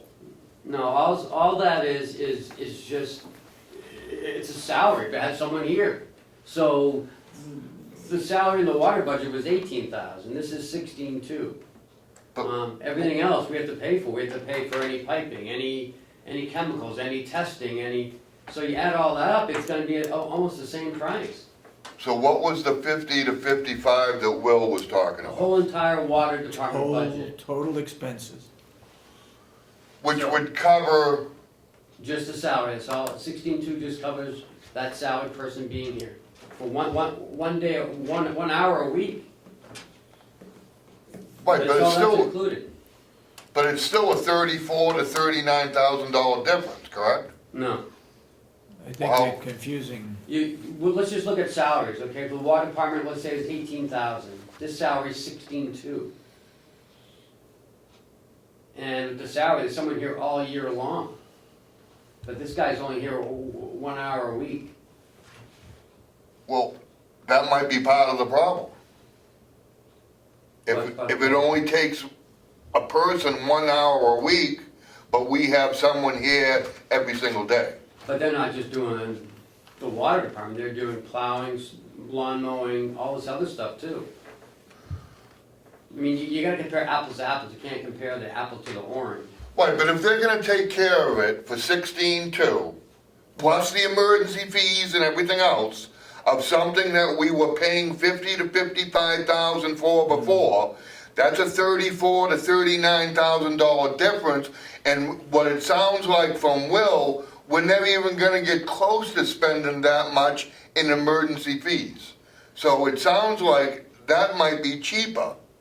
Steve, you gotta include the chemicals, you gotta include the truck, you gotta include the gas. Include it all, but including it all gonna come up to $35,000 to $39,000 above that 16 too? That's what Pretty I'm, close, but we get that person here, 40 hours a Doing week. other things. It's not just 1 hour doing it on the water. I would never Water recommend testing. that. You're right, well, Water not just testing, water testing, repair. but it's, I don't think it's a value for us if, for such a small water I department. know what you're saying, it sounded like that's the difference. Right. But not everything is included in. I understand that, but what I'm saying, with everything included, any emergencies, But I don't- any chemicals, the bottom line, is the bottom line gonna be a $35,000 to $39,000 difference into what Will said the budget was on it before? And it doesn't sound like it would even get close to that. So that may actually be cheaper by having Penachuk do it. Okay. Thank you for your input, but I think we're not comparing things correctly, and we're not probably explaining it correctly. But there's other charge on it too, estimated labor and materials fee of $2,400 on top of the 16,200. And then all the things that we're responsible for, the snow plowing, the heat, the chemicals, the power, the digging, emergency digging and so on.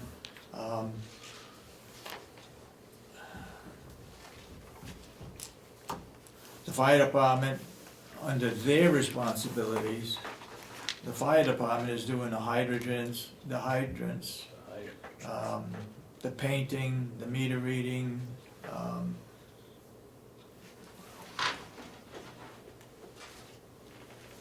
so your point is well taken, but I don't think we're comparing the same items. And maybe you could provide him with some more information on it. Any other further public input? If not, as I asked before, we're not gonna have anything to do after I don't have anything. non-public, right?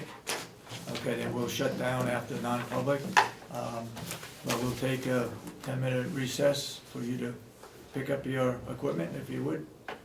John? You're going into non-public officially here right now? or- Yes. Well, Tim has to vote on it. Make a motion and have a vote. I'll make a motion that we go into non-public session under RSA 91A.3, paragraph 2E, consideration of pending litigation which has been threatened in writing or filed against a public body or any subdivision thereof, or against any members thereof, because of his or her membership therein, until such claims of litigation has been fully adjudicated or otherwise settled. Second. Second. Roll call one. Commissioner Ahlgren? I just want to state before I vote when we go into non-public that I did look up the statute. It was 661:3. I was gonna tell you, it is that. It is I that looked for up the what I camera. sent That you. is correct. Yes. Commissioner Sorensen? Yes. Commissioner Babson? I have nothing to say before I vote yes. Okay, we stand in non-public. I'm taking a call.